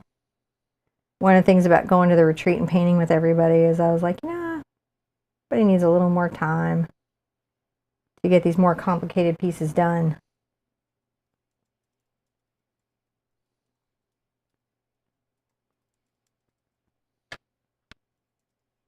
Shirley Witt says that the drops are popping all 3D. I agree. All right. Now I'm definitely going to want to dry that because as I work on other elements of the leaf, I don't want to smear anything that I've got. So drying that allows me to do that. Yeah, and here it's very important to make sure that you you do dry between those layers, so that you know, each highlight actually just sort of, you know, they don't muddle the subsequent layer. So it's important if you dry it all the way, then when you put your highlights on there, the highlights really pop, pop, pop, and they don't drag across or muddle anything else. And so that's why it's important to dry it, so that especially like if you're going to go in there and start adding like all of the veins on the leaf, you will not want to drag your hand through any of that stuff. So that's kind of the important part of that. Okay. All right. Look at our water drops. Now we have a new step. Now we have a new step. All right. All right, step 9. We're going to do fine. I'm going to use a number 4 Raphael to brush. This is like a filbert, and then it's rounded, but it also has this thicker back end, so it sort of looks like the letter D, which is why they call it a D brush, but my mom calls it da brush, so now I am too. And I'm going to use maybe a number 4, and I might get up into a number 8 here, but I'm wanting to do is use this as a blender, right? So that I can kind of get some dimensionality in different little kind of colors before I come in and put the veining. So I'm going to take some of I'm going to get my brush a little bit wet, wipe it off on a paper towel. I'm going to get my cad yellow, and I'm going to add a little of my cad red to it. And I'm going to come here and I'm going to start to blend in a little bit of this little leaf color. I want to get a little more red in there, and that red had a bit of green in it. Notice that sort of mutes it. I'll be putting my veining back. Right now I just want to do kind of a scumbling motion. I can come in and get more red. If I've got green nearby, it will mute that red into more of a fall red. And so that's how I keep the leaves from becoming cartoonishly bright. And where they join, I can come in and blend.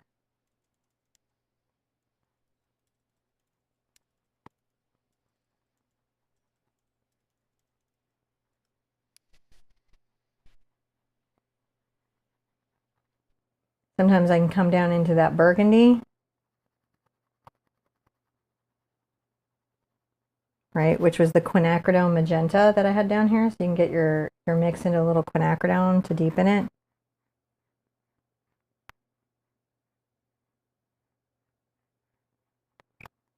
You can use a filbert if you don't have a debrush.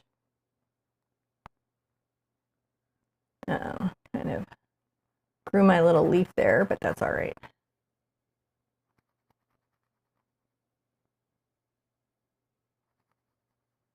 Get a little more yellow.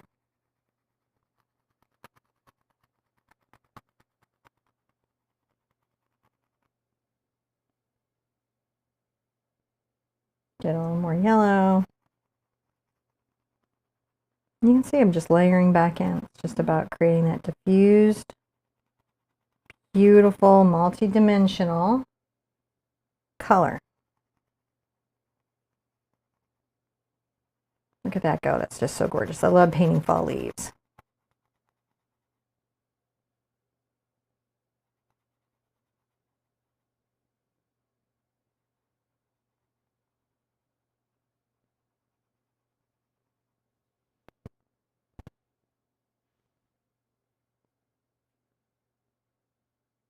Oh, people are talking about Bob Ross and Bill Alexander, and that they've got them on tape. By the way, Gary Jenkins is going on his YouTube channel again. So he's got, if you remember the Jenkins, Catherine and Gary, they're YouTubing. That was a good thing that kind of came out of the documentary. We actually bought a couple paintings from them and got to talk to them, and certainly, hopefully, we're one of the many, many voices that said, get thee back on YouTube. Yeah. And I have been seeing them, so if you want to check them out, they're out there too. They've been going through some stuff. But he's doing a bunch of original work, and you can collect if you want to. It's a great way to support artists. We have a couple. We do. I love them. They're gorgeous. I love his new collection. I'm adding a little more yellow. I know they've been fighting some health stuff, and there's just been some different stuff going on. But they are delightful. And Alexander Cruz is on Facebook. That's right. And you can go to Costa Rica and paint with him. And Dana and Steve Ross are doing stuff again on Instagram, so you can kind of see them there. So there's some stuff sort of that came out of all that. If you guys are nostalgic for back in the day, that is some cool things that are afoot. You'll notice that when I want to like kind of deepen it or cool it, what do? I go back into the magenta. Go into that quinacridone, right? And look at that leaf just come together. So if you have to go and I have to turn it off, do I just get up and go over there and stop the stream? Yeah, 15 minutes. I'm not going to be done in 15. Okay, well, I can call the kids and have them let them know and pick them up a little later. I think they have to leave the school, don't they? I don't know. Well, I'll call and find out. I think there's a button over there. If you just tell me the button. There it is. I can help you set up for that. Okay. I'll work on getting you, just make it easy for you. I think I'm 30 from done, so. Okay, no problem. I'm so sorry. Well, don't worry about it. All right, you see me just blending that in. I'm using that scum bowl Just to blend in that paint. I'm going to get a little bit of my cad red and my cad yellow and come back in. And this is about having a light touch and working wet into wet. Are you looking for my little pad? Yeah. I dropped my pad off the back there the other day, and I think I mentioned it, but... Yep, I'm going to get you an extension. I'll get all that. All right. And that way, I can say goodbye, be good to yourselves, and all that stuff that I usually do. And then what we'll probably do to address the new hours is just change we may be meeting at 11 a.m. Darcy says I'm to bomb and that I am awesome. Well, thank you so much.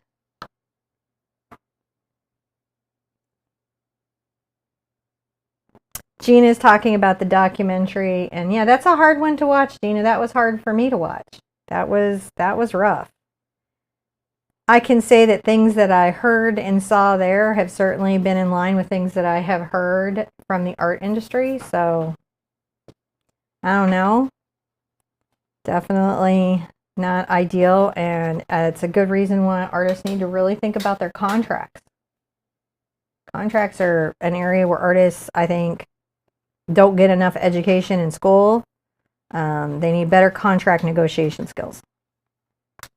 And that's unfortunate. We shouldn't have to, but unfortunately we do. Because business is aggressive. I'm adding some brighter oranges into here. So what I'm trying to do is just make sure that my leaf is not just one color or one version of itself. If I want to like kind of mute it, I can get into some green, and you can see that kind of brings it down into almost browns. And the reason green is nice to go to for the muting instead of just going to burnt sienna is because we start with chlorophyll. We start with green, and then as the trees change, right, they go through the different pigmentations, but there are often little elements of green there which translates. So using green can sometimes give you a more naturalistic look. Get into a little more orange.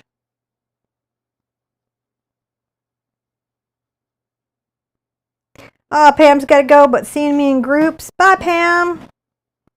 Yeah, I think that I'm going to have to start coming in at 11, guys, for all of us. Is going to be what we're going to have to do. That might be good, actually, meeting a little earlier in the day. I've never tried to do earlier. That or go later, and y'all know I get sleepy. I'm just scumbling this along.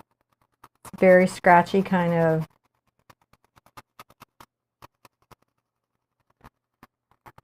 aggressive on your brush technique. John's going to come back and switch back to the overhead. Hey, babe? Yep. Can you switch us back to the overhead? Yes. Thank you.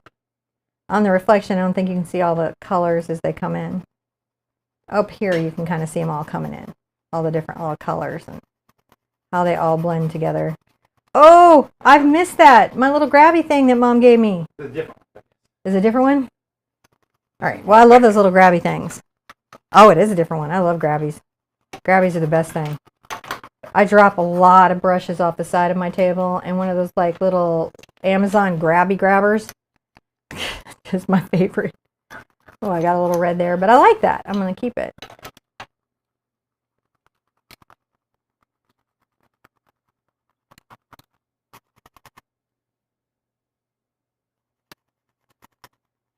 And we're going to just keep coming in. I really want to thank everyone who's hanging in and doing the whole painting with me. I'm bringing a little more red down here.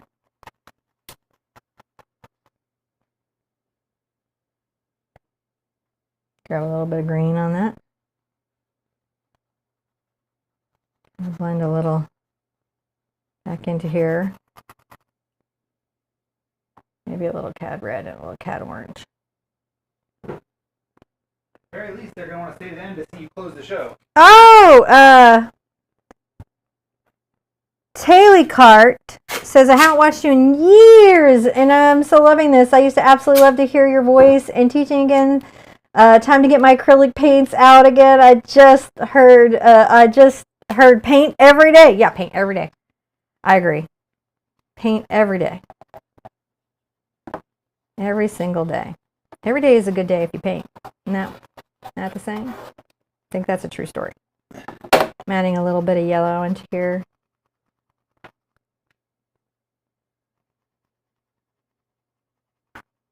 I like to layer up this paint to get the dimensionality. I'm going to just keep dry brushing this out. I love painting fall leaves as their own subject.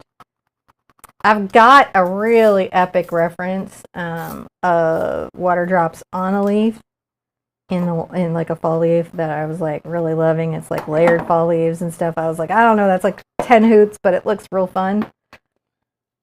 It may make the line up. because it's just fun to paint leaves. Leaves have a lot of personality. You can see why I don't worry about the vines and lines underneath the leaf, because honestly, as we go, it just a little more orange up here, a little more light coming through.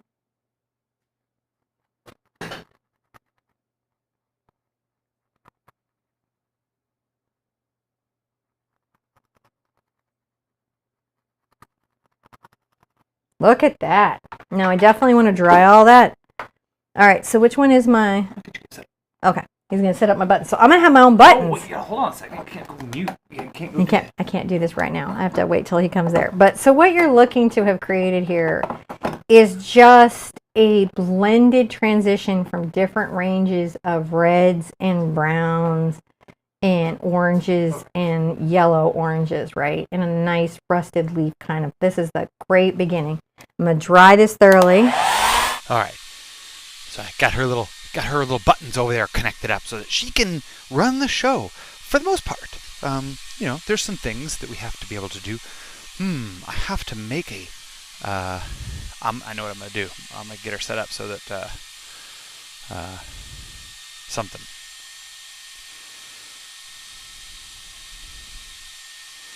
Yeah, she can shut the show down here. I know how to do all this with her because I got some buttons. Oh, and thank you guys for providing all the buttons. You guys do that because the patronage, and man, that makes all of this so much possible. So thank you so much. We're going to take this step. I'm going to walk over. I'm going to show her how to do steps and how to end the show. So.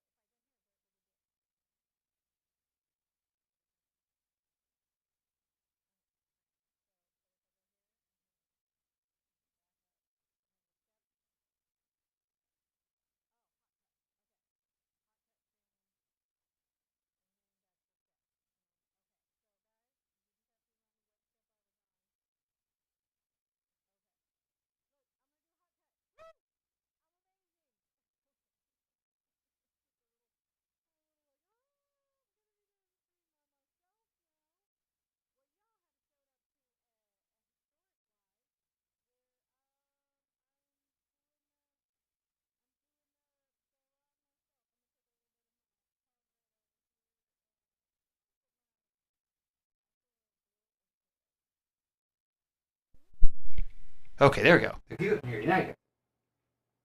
That's quite dark. We I'm had just the giving audio myself off. a Sorry. dark Ha! There we go. green brown. And now what we're going to do is we're going to start thinking about our little veining, right? So I'm going to come here through the leaf really with the fine line. Okay. And then I'm going to come on the other side of this.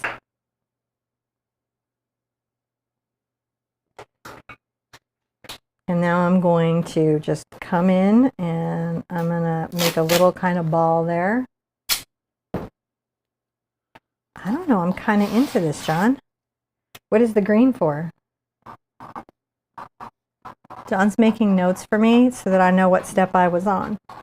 And then I can, oh my gosh, I wish you could see what he just gave me.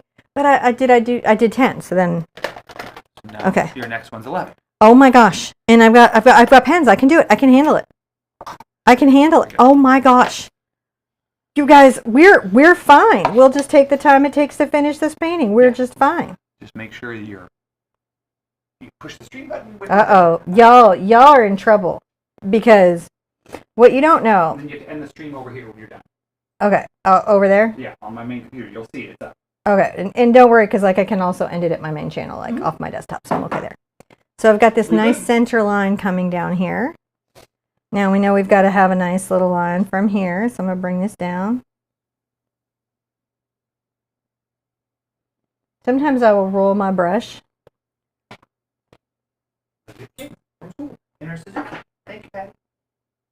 Thank you, Patty. I know, I'm so excited. There we go, that looks good. Okay, I'm going to hot cut so you can see it overhead. So see how that's looking right now? All right, back to this cut. I'm using my number 6 Raphael sepia. You guys, you're in for some classes now. If I can do this by myself, because I can sit here a long time on my own, just quietly working. You don't even know. This was dangerous for y'all.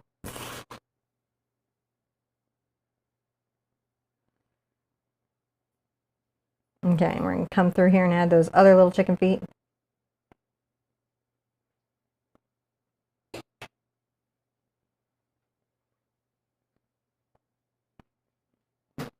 This will weirdly be like the longest class we've ever done or something crazy. But you just never know. All right, let's hot cut back to the... Okay, now... Nope, it goes back up the other way. And I'm on 11! Look at me, yo. I am. And then I mark out 11. This is amazing. What if I love having my husband as a co-host, but this is pretty exciting for me. I'm not even gonna lie, y'all. I'm pretty into this. All right, I'm gonna add a little more red into my mix, roll it out. I'm still on my sepia. And I just hot cut myself. That is just incredible to me.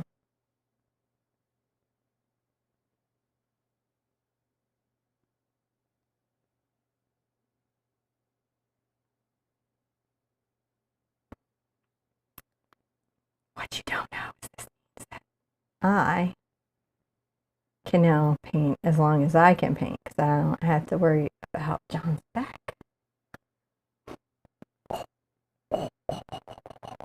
It is dangerous stuff, my friends. I would love to see John's setup sometime, says Beth Level. I would love to show you all, but I have to tell you, there's a lot of YouTubers that would like to see our setup as well.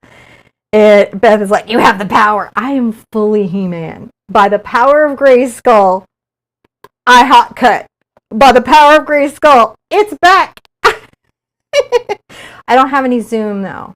I haven't been given any zoom. So I have some of the power. It's limited power. Limited power. So you can see that where these little points come in, I want to do like very specific little veining, right? That's a super critical thing. Now I'm going to put that really weird chicken foot in, but it's super light.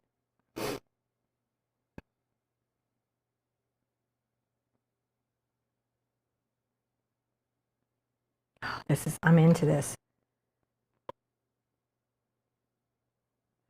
I am having fun in being in control, moderator Rainbow. I understand this might be a more chill like class than y'all are used to, but I know it was a long one.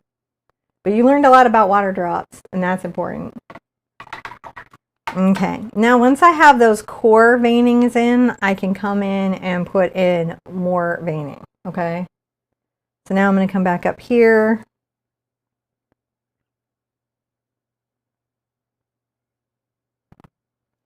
That was too watery, so I'll wipe that back out. You don't want it to be too watery.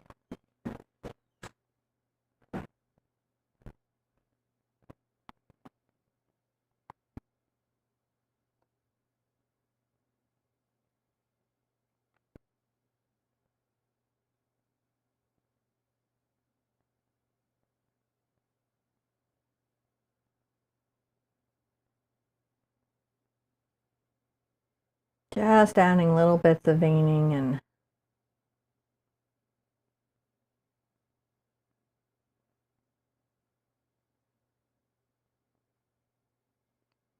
Now we see how far we can take this, is what we do.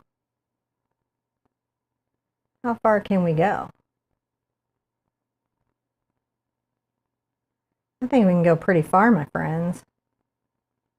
I think we can go pretty far. Don is very protective of what he does. I mean, it's super true. Super true. And then Lula's pointing out, no, John is incredibly shy. A lot of people don't know that about him, but he is. He's incredibly shy. He has a lot of social anxiety, and he has a lot of stage fright. And we have just learned not to exacerbate that in his experience. But he's usually very brave. That one time I put Spider on, I won't put my kids online anymore because I don't actually think kids can consent to being online. And it's just something that I've come to over time, you know, back when we were in the innocent days of YouTube and we didn't realize how weird it all was. But I did let Spider do that one. Was him just coming in because his dad had stage fright and couldn't do the April Fool's show. So Spider did it to help his dad out, which I think was super sweet. And then we got a bunch of weird comments and I realized, oh, I'm never putting my kids online again at all. It was really hard when Honey got older and could put themselves online, and I was like, oh, I'm not loving this. But what I'll never be is one of those family vloggers that gets arrested. That's not happening. I actually think YouTube shouldn't allow kids being online like they are. I think it's dangerous, and I think that it's a lot of hard work. And I think when parents are getting paid $100,000, $400,000, $600,000 for a single video, it's very hard to convince them that it's immoral to have the kids online. My opinion. I'm not in charge of any policy, and nobody ever asked me. Do put it into every time they give me a YouTube poll.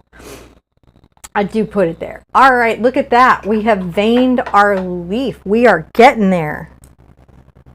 I remember when Spider was 3 and tried your painting. Yeah, when we were very new, I would let the kids really wanted to be on the show, and I would let them be on for different reasons, different stuff that they wanted to do. But we would get these whenever the kids were on the show. I would suddenly have weird comments.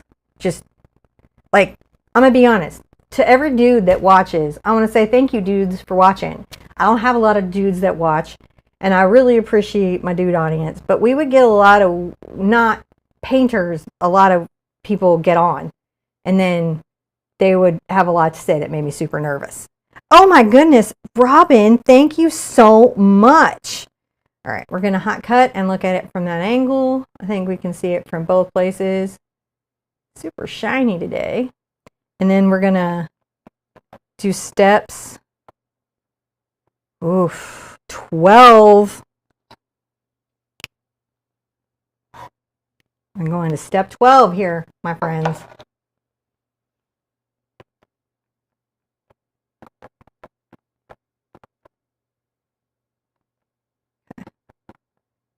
Get back to my hot cut. Okay. So once we have all that in, I'm going to come in with my little number 4 Raphael brush, and I'm going to mix up some of my yellow ochre, burnt sienna, phthalo green again. Just make sure that this area is blended out a little bit nicer.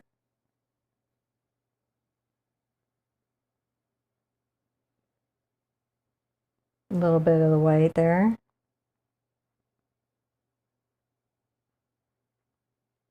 I'm going to wipe it off. So what you see me doing is sort of correcting any little boo-boos that I made in my leaf. You want to just correct those little boo-boos if you can. This is a lot of how I'll repair a painting if something goes off, goes a direction I didn't intend. Another good reason for this background. And then I can always soft blend it.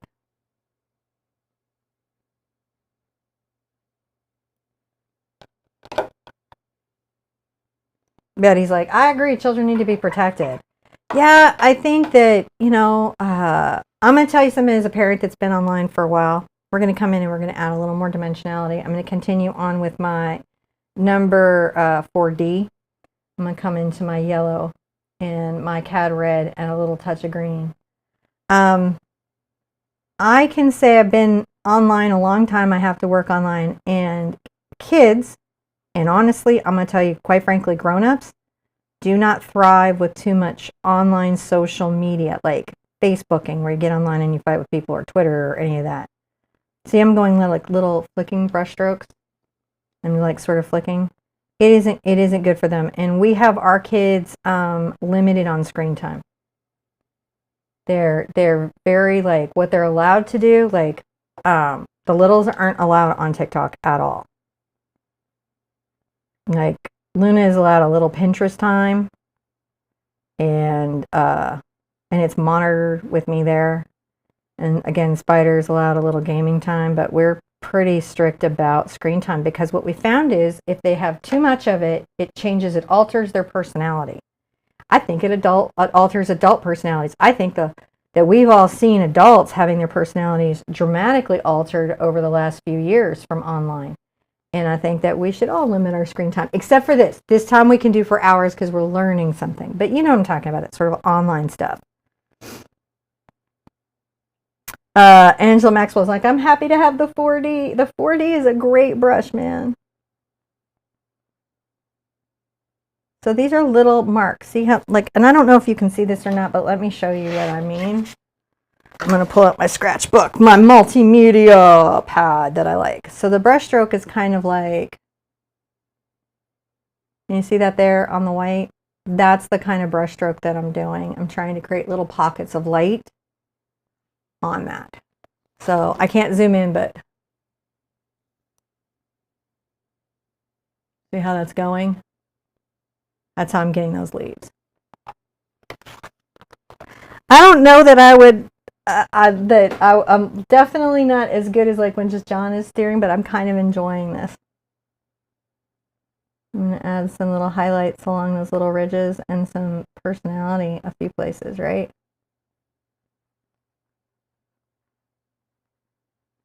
I can also thin the line if I feel like I got a little thick with it. And that gives see how that just starts to create some personality in the leaf? My 2 grandchildren are now 13 and 12. Yeah, 13 and 12 is hard. Listen, I'm on TikTok and I know a lot about how algorithms work and how to control what my algorithm surfaces for me. And if I make a mistake and hit clickbait, it can take me days to get my feedback to just art and cute animals and stuff that I care about. And I am sure that young people, as savvy as they are online, how can you filter? How can you filter out the noise? I don't know. I don't think they can. I'm going to grab a little quinacridone magenta, kind of mix this in and make sure that I blend in some dark points here. We're going to just play now because here's the sad truth. I have some painting stamina. Y'all might be in for a long one. But I want to get a certain painting out of this. I want to have the thumbnail look a certain way. I've got to take it to that certain place, right? Let's bring some color up here to this edge. See how this just starts to put dimensionality, dimensionality.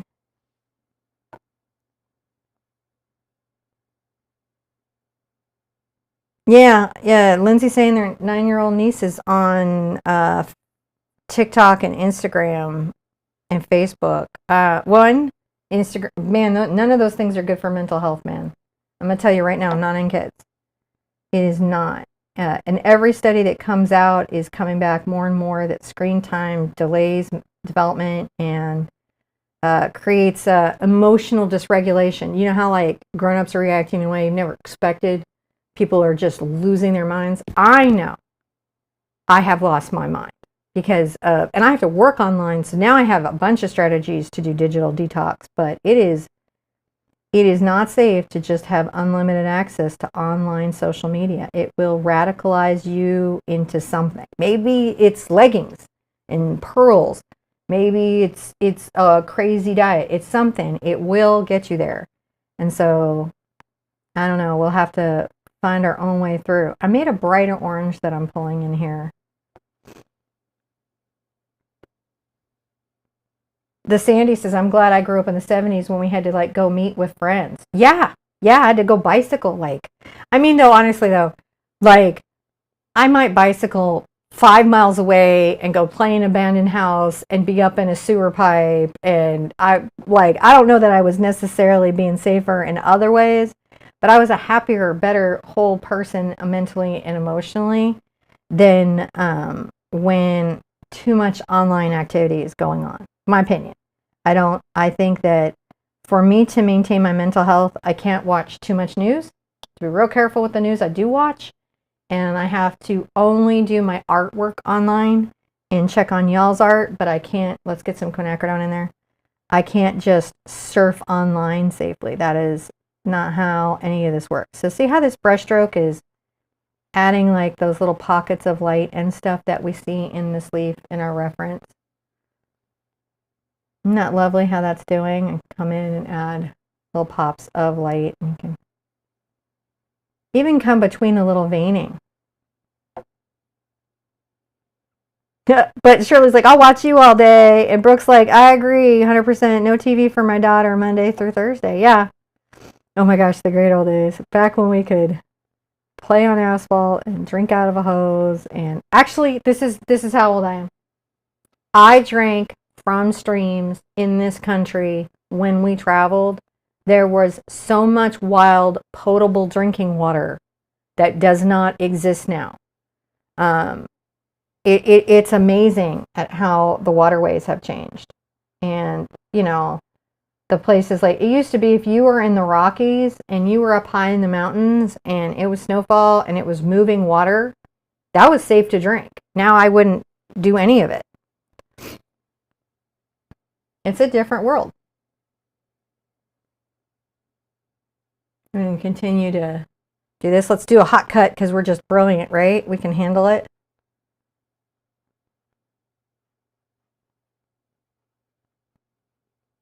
Thank you guys for hanging in with me while I finish this lesson and John picks up the kids. I know it's been a lot of 3 hoots lately. We're going to have some 1 hoots coming, some easier ones. The squirrel's going to be a short class. And Lulabelle's like, I don't watch the news. I don't blame you, man. It is stressful. And Angela's like, I'd rather watch educational happy things. Yeah, right now I am into the Kermie group, which is just basically one of those channels that puts all the animals, the cute animal videos together, and they don't voice it over, so I can just watch the animals being cute. And I watch that before sleep so I can go to sleep.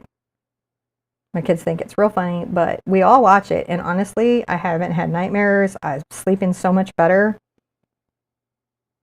It is definitely good because the doom scrolling gets to me. Like, I'll catch stuff. Like, I'll be like, you know, like I used to go to Burning Man, so it was fascinating to me what happened on the playa because that was definitely a predictable problem.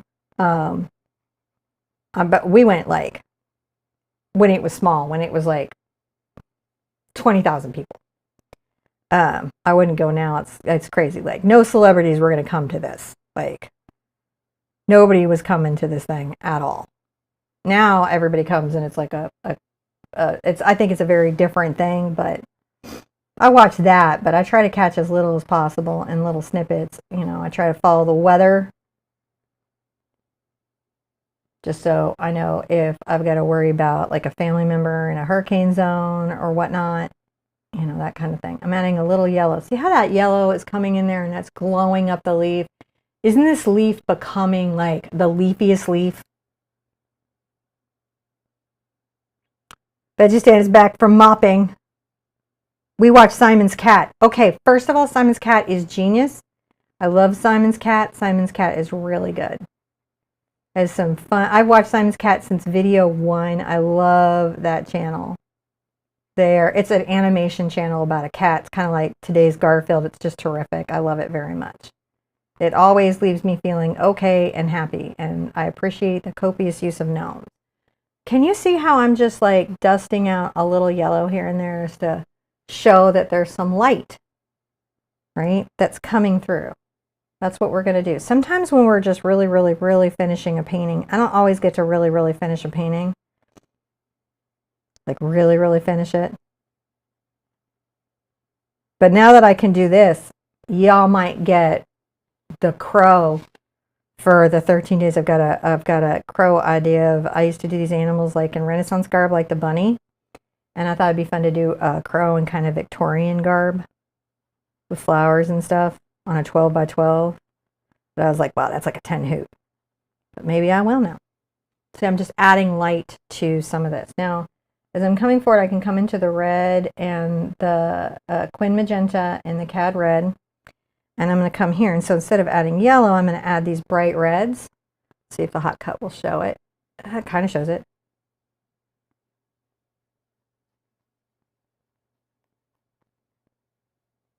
I do wish I could zoom, but I think, oh my goodness.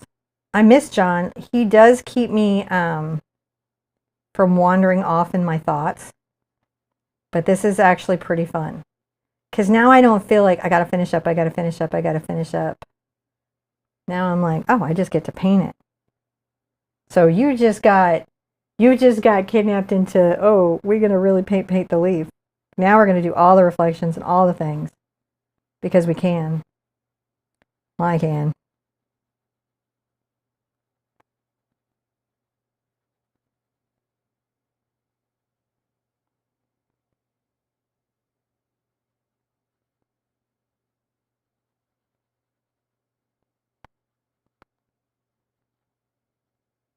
See how that's adding dimensionality? Let's hot cut back. Betty Ramage says, this is gorgeous. Thank you. Thank you so much. Now let's add some of this glow through here. This is where real cad pigment does make a bit of a difference. But again, if you don't want to use the cadmium pigments, you can use Pyrrole Orange or Sennelier reds and oranges. Those will work the same way. Those are also super saturated, vibrant pigments that will let you get that effect on your leaves. So it's the Pure Cad and the Quinacridone Magenta. Another good mix is Opera Pink and Pyrrole Orange. Just does some really great stuff. I can see me possibly doing this part of the painting. I pray I will know when to stop, says Shirley. Well, here's what.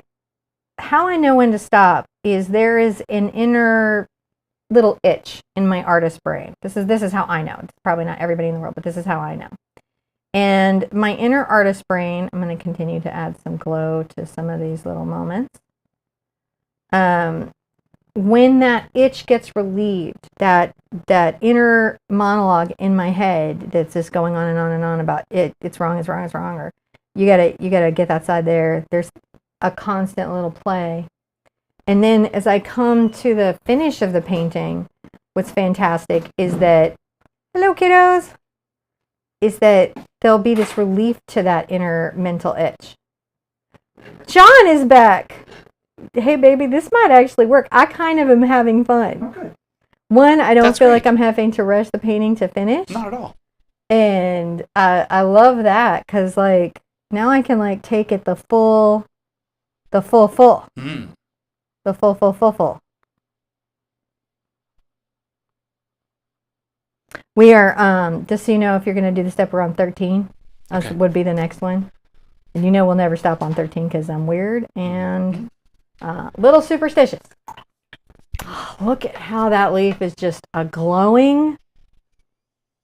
Let's add just a little more yellow into our orange. This is going to be one where we have to be a little careful.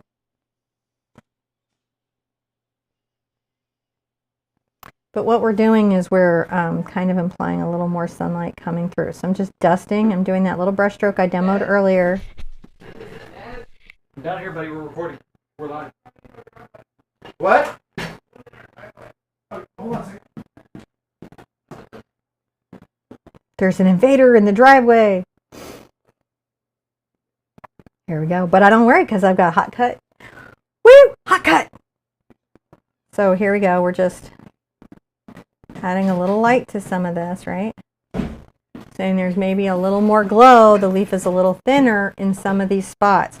That's A lot of times in our paintings, you know, it's taking it far enough to see. Let's come here and add a little.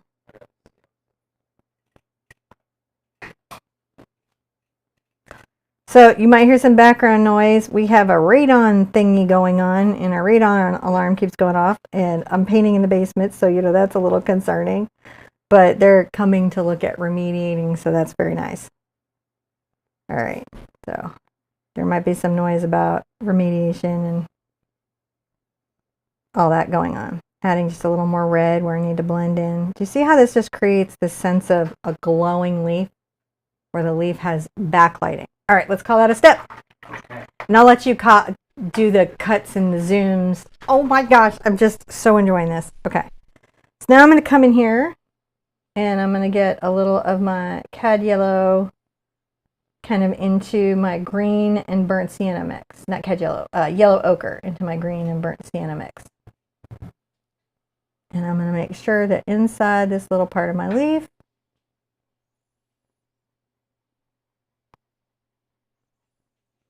it's maybe a little more glowy and shows the background so I can highlight it.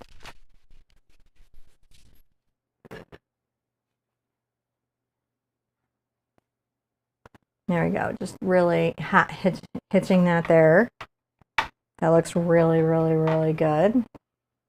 I'm liking that very, very, very much. I'm going to put my number 4 Raphael Artini debrush to the side. Cut overhead. Now, what I need to start doing is cleaning up the edges of my leaf, right? And that's a big thing that I want to do is painting out this little portion where the edges of the leaf look a little realer. So when I come back and hit the water line on it, it reads as more reflective. And I've also got to do some work on my stem.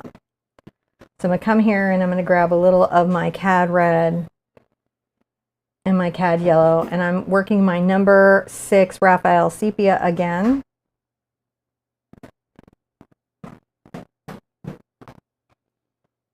And I'm going to just be maybe grabbing like a little of the magenta and green.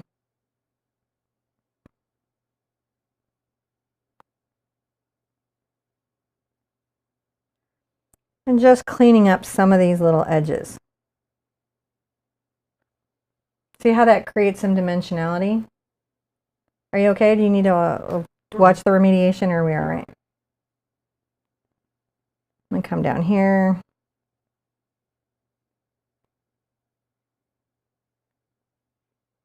There's 2 ways to clean up the leaf. There's painting into it, like I'm doing now, and then coming back with the background color. And it's sort of playing between those things that lets me kind of come through here.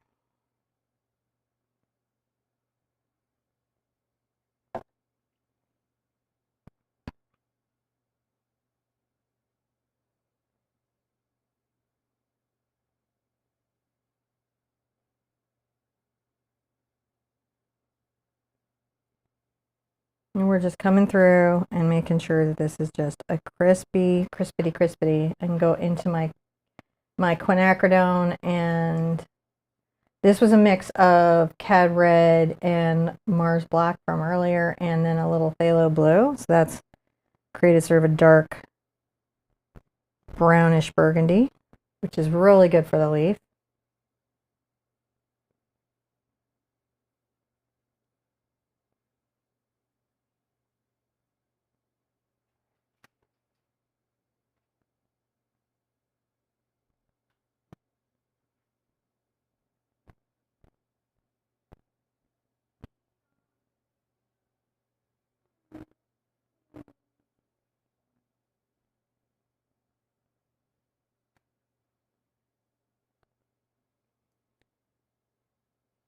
And then pull a little of that, again, brown green color back into that.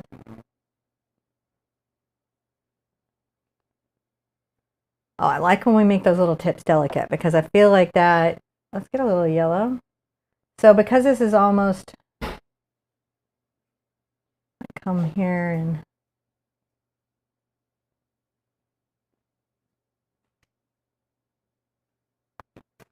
Nah, back into that. It's too light.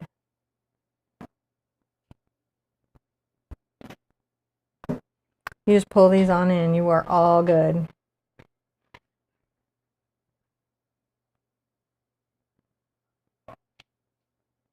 I like to make these a little delicate.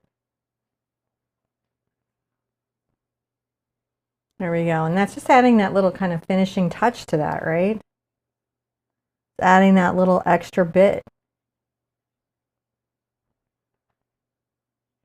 Look at us go. We are painting. Painting.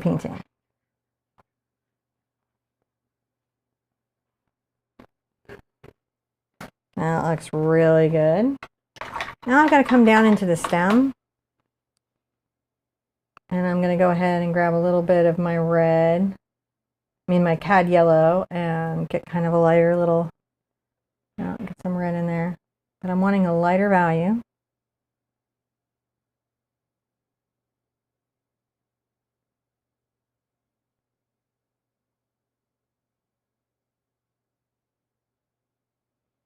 And then let's go back into that burgundy brown mix. Kind of just, oops, over blended, but we're blending that back in.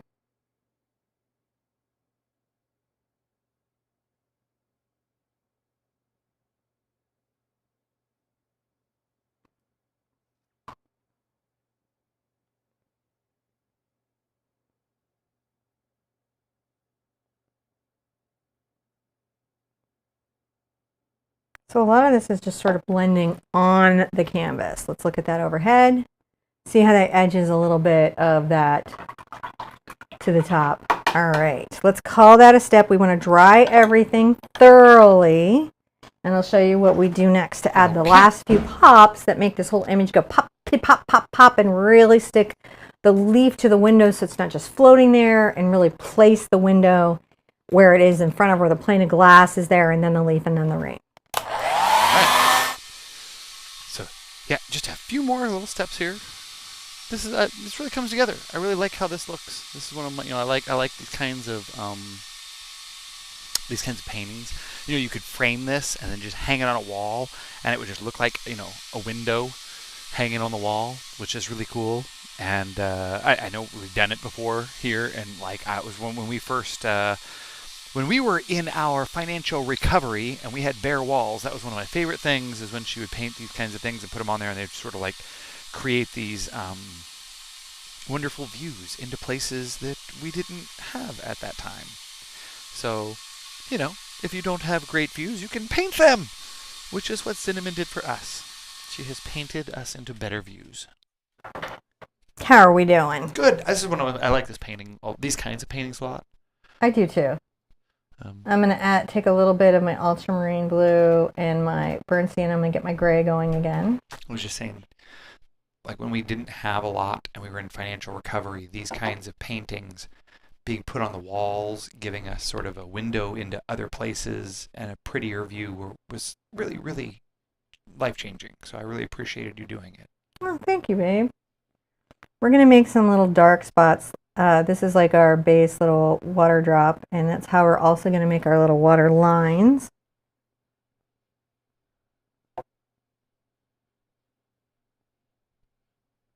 This kind of spotting just really takes that painting to that next level. We've got our big drops out there now, so adding these little elements just creates that next layer of realism. Realism is just time and attention. When you look at something that's where it's listed as hyper-realism, what you're looking at is generally 100+ hours of work. Yes, there's still skill. I'm not at all insinuating that the artists are not exhibiting skill. They're still exhibiting skill. But they're also exhibiting 100 hours plus in work. And patience, and patience, and patience. So what this is these are the smaller water droplets. See how that's already making it feel like a wetter day? I like to break this little patterning up so that we're really able to get there. Brett Jam, not a bait, says, I want to thank you for the tutorials that we can go back and watch. Because of a stroke I had, my memory has been bad. I picked up the fan brush tutorial. Thank you. Also with that, we have on many lessons, we have about 300 of these, are chapters of step-by-step written instructions that have step-by-step photos. So when you're watching the video, if it has a matching chapter book, they don't all have them. They really started in 2020, 2021. But if they have one, a lot of times that can be something that really helps with that too. So we're just going through there and we're making these little dabbles. See how we're doing a little dabble, do ya?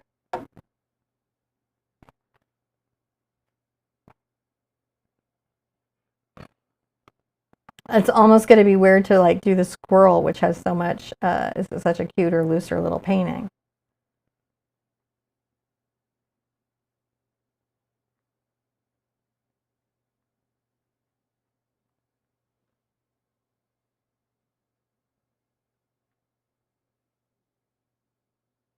The reason that there would be more water drops where the leaf is because it would catch and stuff would splash off of it and all of that. So you'll notice that around like some of these little curve ends is a bit of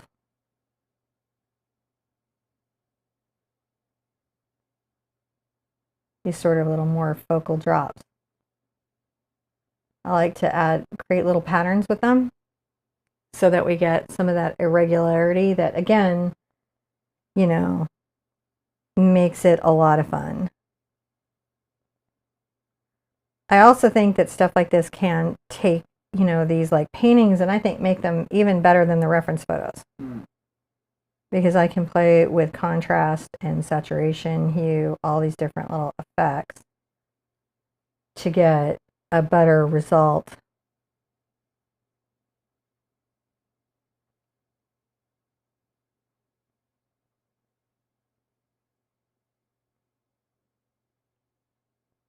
And this can really only be done with a good round. Now, these are sold in a pack by Raphael. You get 2 brushes in the pack. The 2 and the 6. I don't think we have them on our personal website, but I am testing them as a potential future detail brush because it's really hard to find a good detail. My number 4 round was a really good detail from the Art Sherpa line, and I am looking for a replacement of that. So far, this has far been the winner. You see how those irregular spots really have added another layer of it feeling real to us?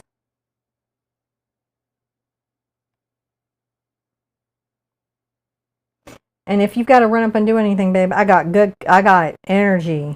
You've got to be, you can do this all day. I can do this all day.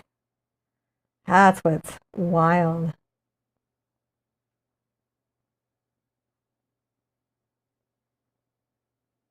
I'm not even like mentally or emotionally fatigued right now. This is just awesome. It's just fun to do. All right. So now we really see that next layer of realism.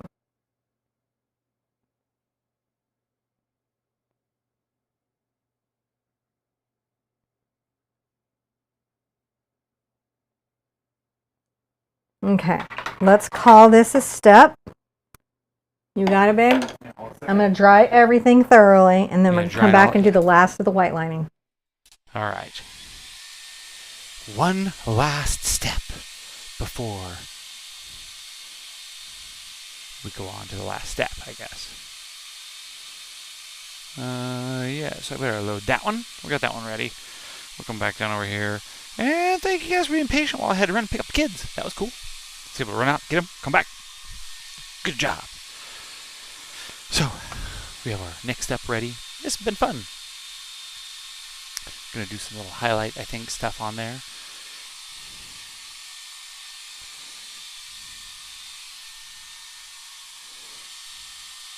Yeah. I will go back over here to chat because she's taking much longer than I thought. Oh, then she's done.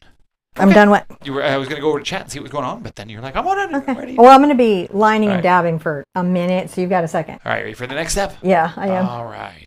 I'm going to come and pull a little bit of that gray down and smidge, just a smidge of that phthalo blue into it. Now, if someone had to run, Mm-hmm. you know, and they wanted to watch this, would this still be here when they got back? It would. The closed captioning can take, okay, so sometimes I get some very angry letters from people when the closed captioning is in here thinking that I'm just not closed captioning the video. I enable all closed captioning. Sometimes during the live, closed captioning works, but also sometimes it has to process for a while after, like on a long video. And this one might take hours for the closed captioning to come back. That's the only thing that you really got to wait on is closed captioning. I'm going to come in and add a white touch to my little, see how I'm doing? Just tiny little touches. It's so small. I don't know if John can zoom in on it so you can really see it. It's very delicate.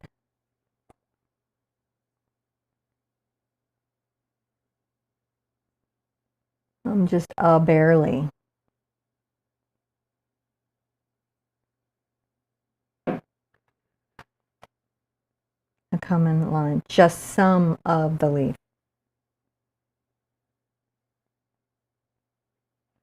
On the undersides here. Because that is where the water might collect on the edge and then also refract a little bit of light. These are tiny little highlights. It's a good reason to need a good brush. You can use a Posca pen if you're having trouble with hand control. 1 millimeter might be able to pull that one off, or a jelly pen.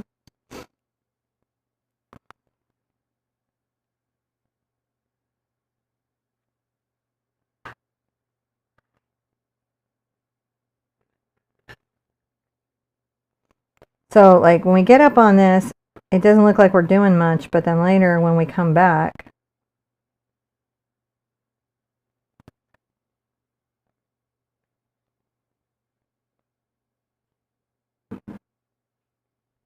it will look like we did a lot.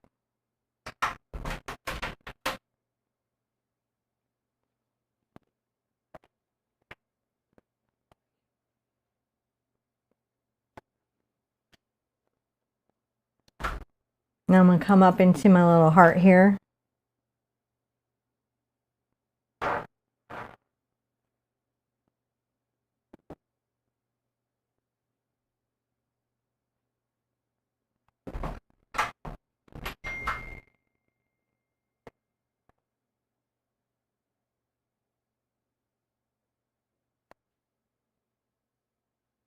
This is just coming together, isn't it? Remember where we put our highlights is at the bottom of the drop, right? Now, could you use a dotting tool or a toothpick here? Toothpick would be a very good. I think there's very few dotting tools that would do this, but you could use like the little nail brushes or, yeah, toothpick to some pretty good effect, I would think.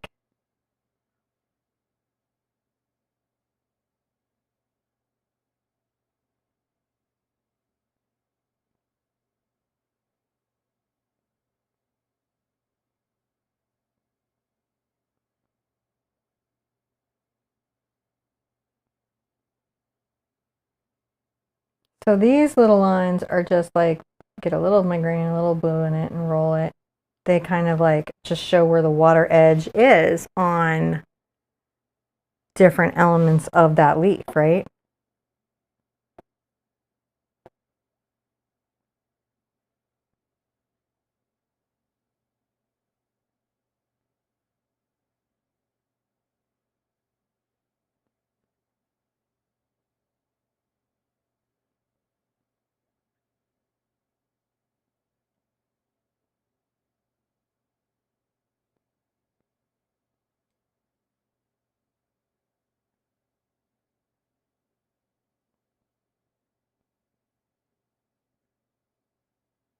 at that go. That's super exciting. Just looks really good. I can't actually wait to replace the thumbnail. Every once in a while when you're doing long work like this, be sure to rinse out your brush.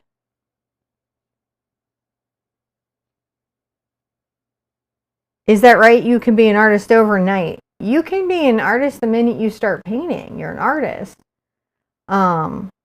Skills don't get built overnight. Skills take a lot of time to build up and create and do, but like the moment you start painting, you're an artist. That's all it takes to honestly be to be an artist, is to just paint.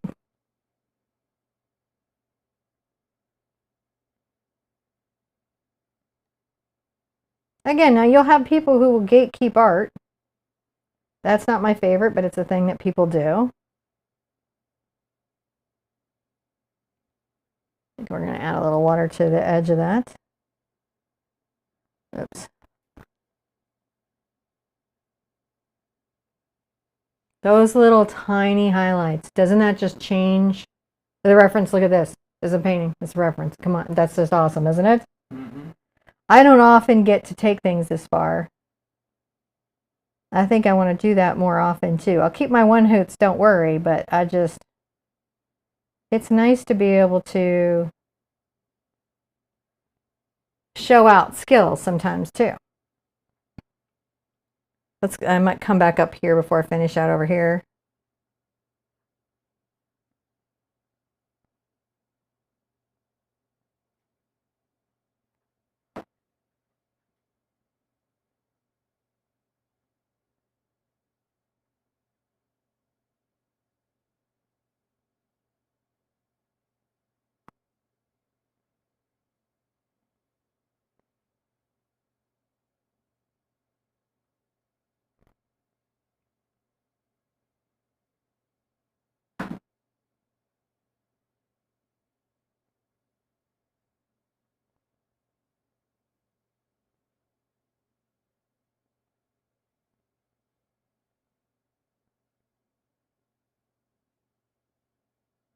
Yeah, it's too much.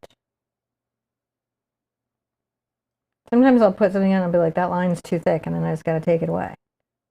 These are faint lines. They're just like little hairs of a reflection. You've got to be gentle and careful with it, for sure.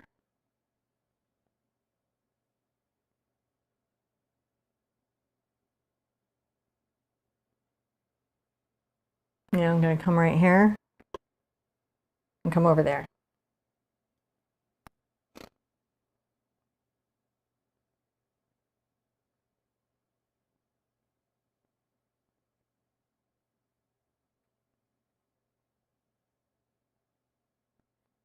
I hope that for everyone who finishes this and does this for themselves, it's one of those paintings that really, really like opens up these techniques for them,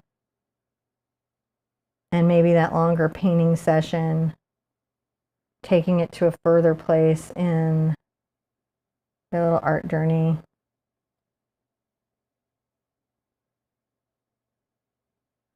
Adding those little white highlights demonstrates that there's little bits of water there, isn't it? On the leaf. That's what we're doing. Might come here and strengthen some of these.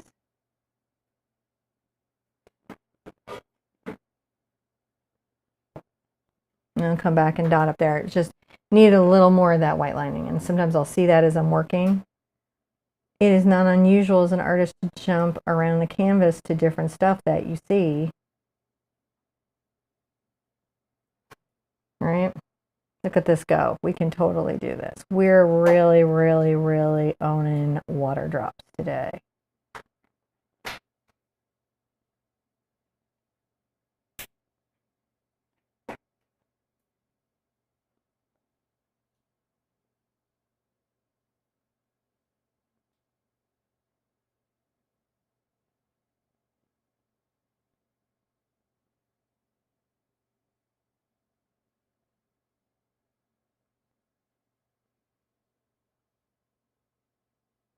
Ah, that's lovely. Look at that. Just a few more down here.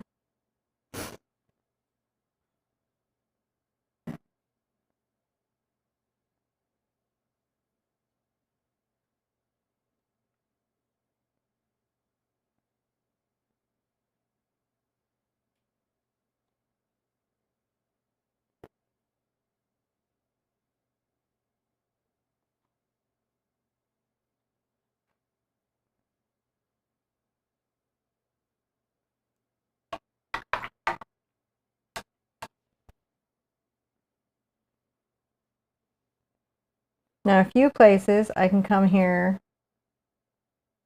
and add a little bit of yellow ochre.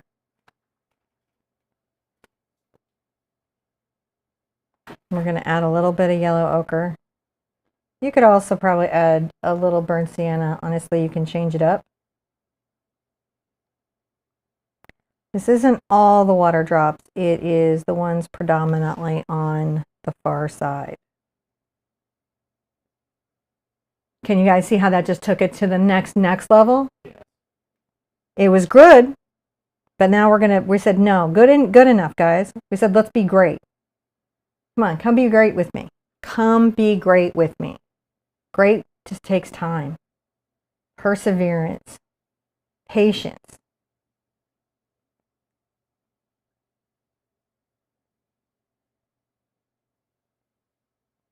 This level of reflection, it makes a huge difference.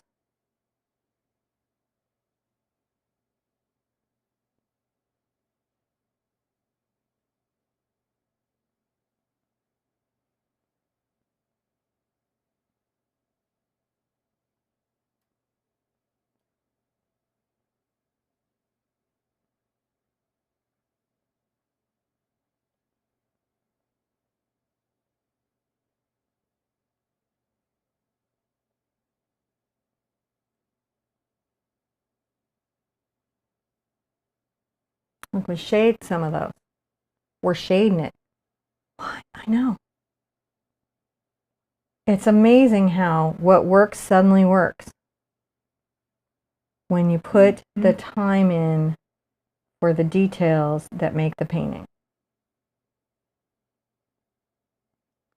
You know, recently there's been this thing online about, well, actually, I mean, it seems like every week somebody's going after Mr. Beast, who's a YouTuber who's super successful. I'm telling you what, he's just like every other YouTuber. He's just very super successful, but all the same stress and pressure and everything that we all feel on the platform, I'm sure that creator feels. But the thing is, right, is that, you know, some people were saying, well, some of these super successful channels have taken away the fun from what we do because we have to worry about the views. And that's true. Worrying about the views can suck away some of the fun. But it's really up to the creator, right? To every once in a while do something that brings back the fun for themselves. Views are important, for sure. But you gotta remember why you started doing the thing in the first place.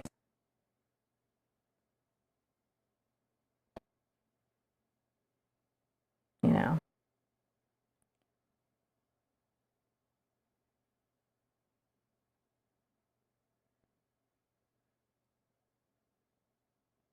I'm going to break that line a little bit, and you'll notice that that sort of blends that drop in. These little shading moments do make a huge difference. Come here and maybe break that.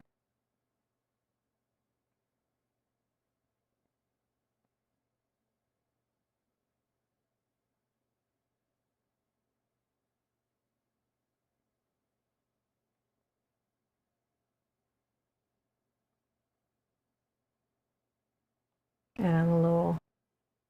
It's nice, man. It's so nice. Get a little brown, a little burnt sienna.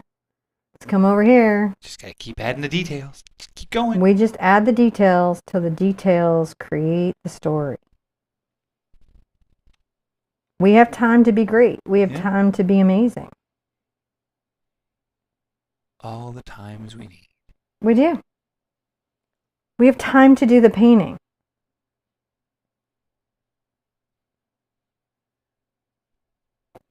Time to learn the technique.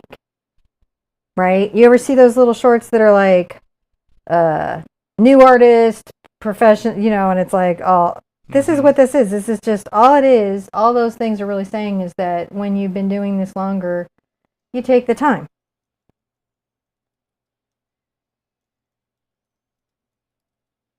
What you see me doing is finishing the piece. Like,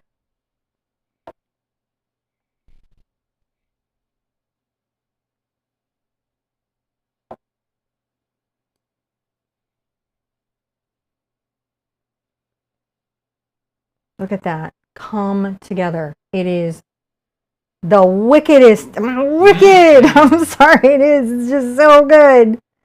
So good. I feel bad for anyone who didn't make this class. I do, because this is a good class. You've just learned how to level.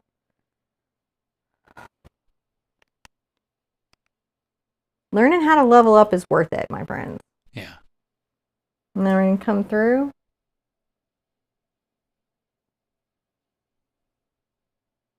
Maybe touch with a little brown a couple places. These are just little.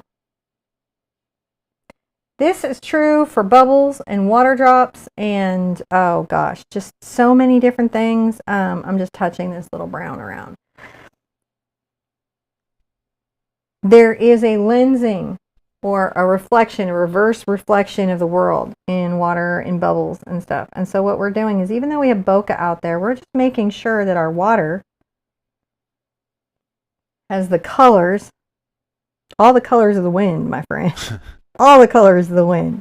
Can I paint with all the colors of the wind? Yes, I can. Watch me do it right now.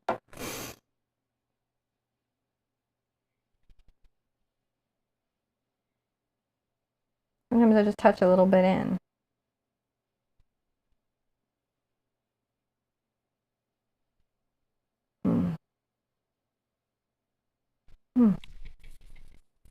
It's looking good.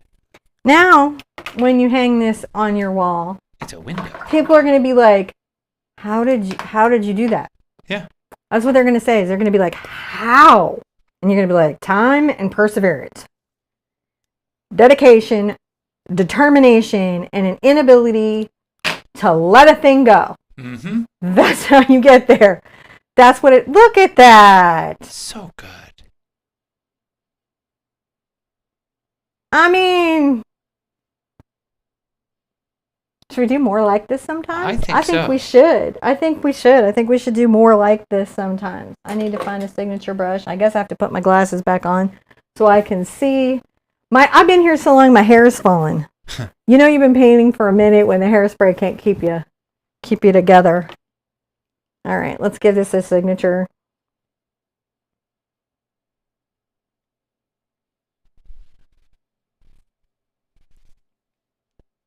And do you have any questions or anything when we go out? Because I'm going to do kind of a crazy cool signature. Okay. Everyone's just saying how much they've enjoyed being here with us. This has been really wonderful. And the raindrops really are beautiful. Charlotte agrees.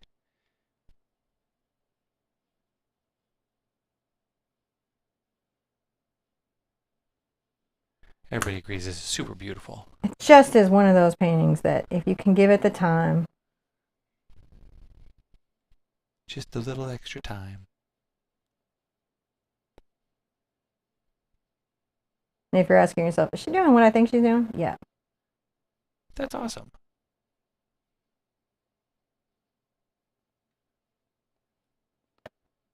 I'm going to take a little bit of my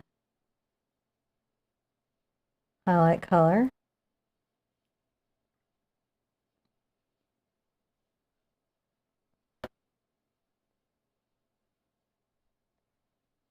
Oh, yeah.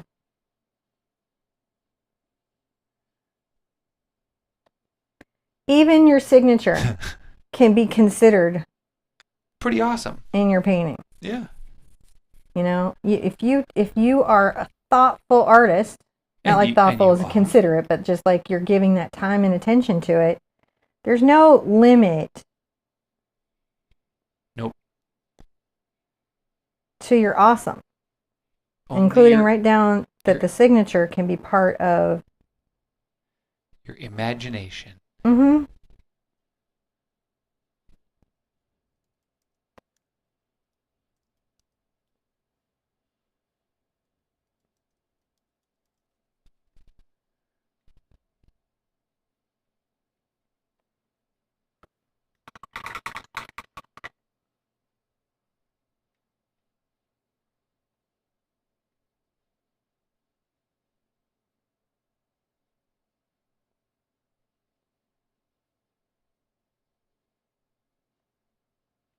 And just put that in there.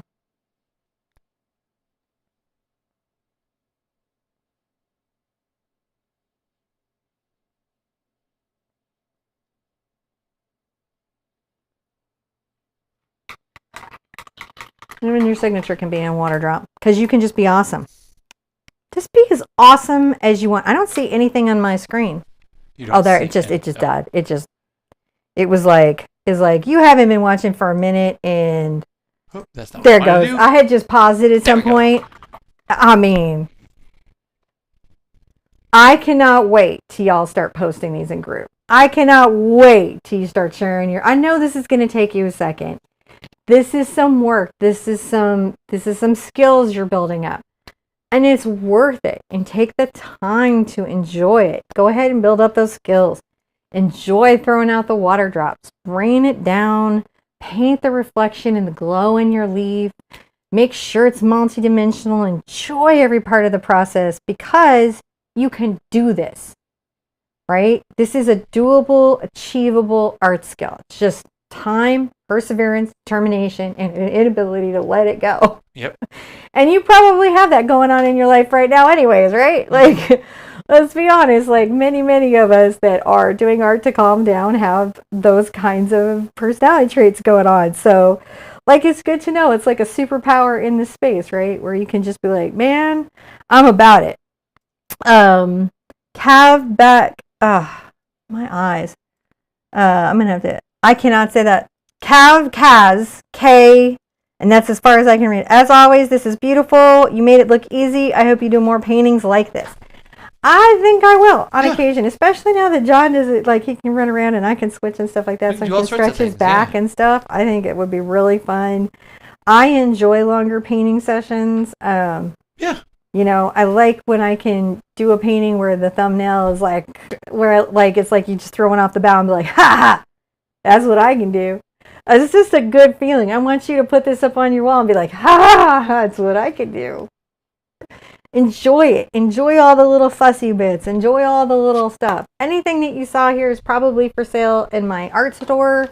If you want to go shopping there, we have $10 flat rate shipping, but unfortunately it's for the contiguous United States, which is just that little part. And I think Hawaii, maybe? I'm not sure. I'm not sure. It'll tell you there. We are working on getting we do have an Irish update coming soon. All sorts of good news there. Yeah, finally.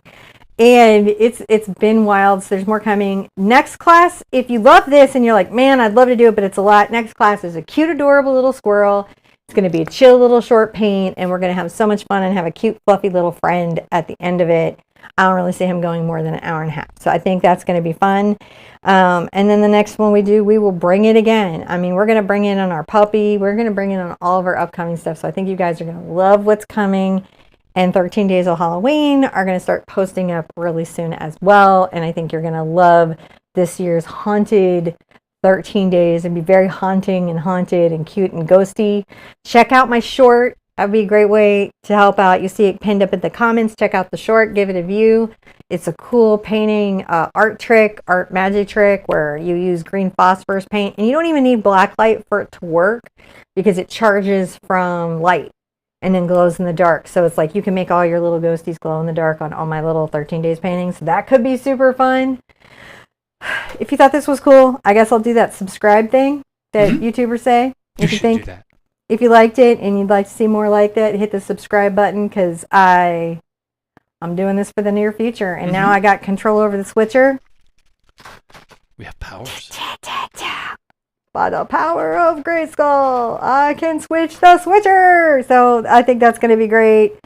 Guys, I really care about you and I appreciate your time. Be good to yourselves. Be good to each other. And I'll see you. You're getting me all excited. You're getting ready to go? Yeah. Okay. I guess we can go. We can go. All right. I want to see you at an easel really soon. Bye-bye.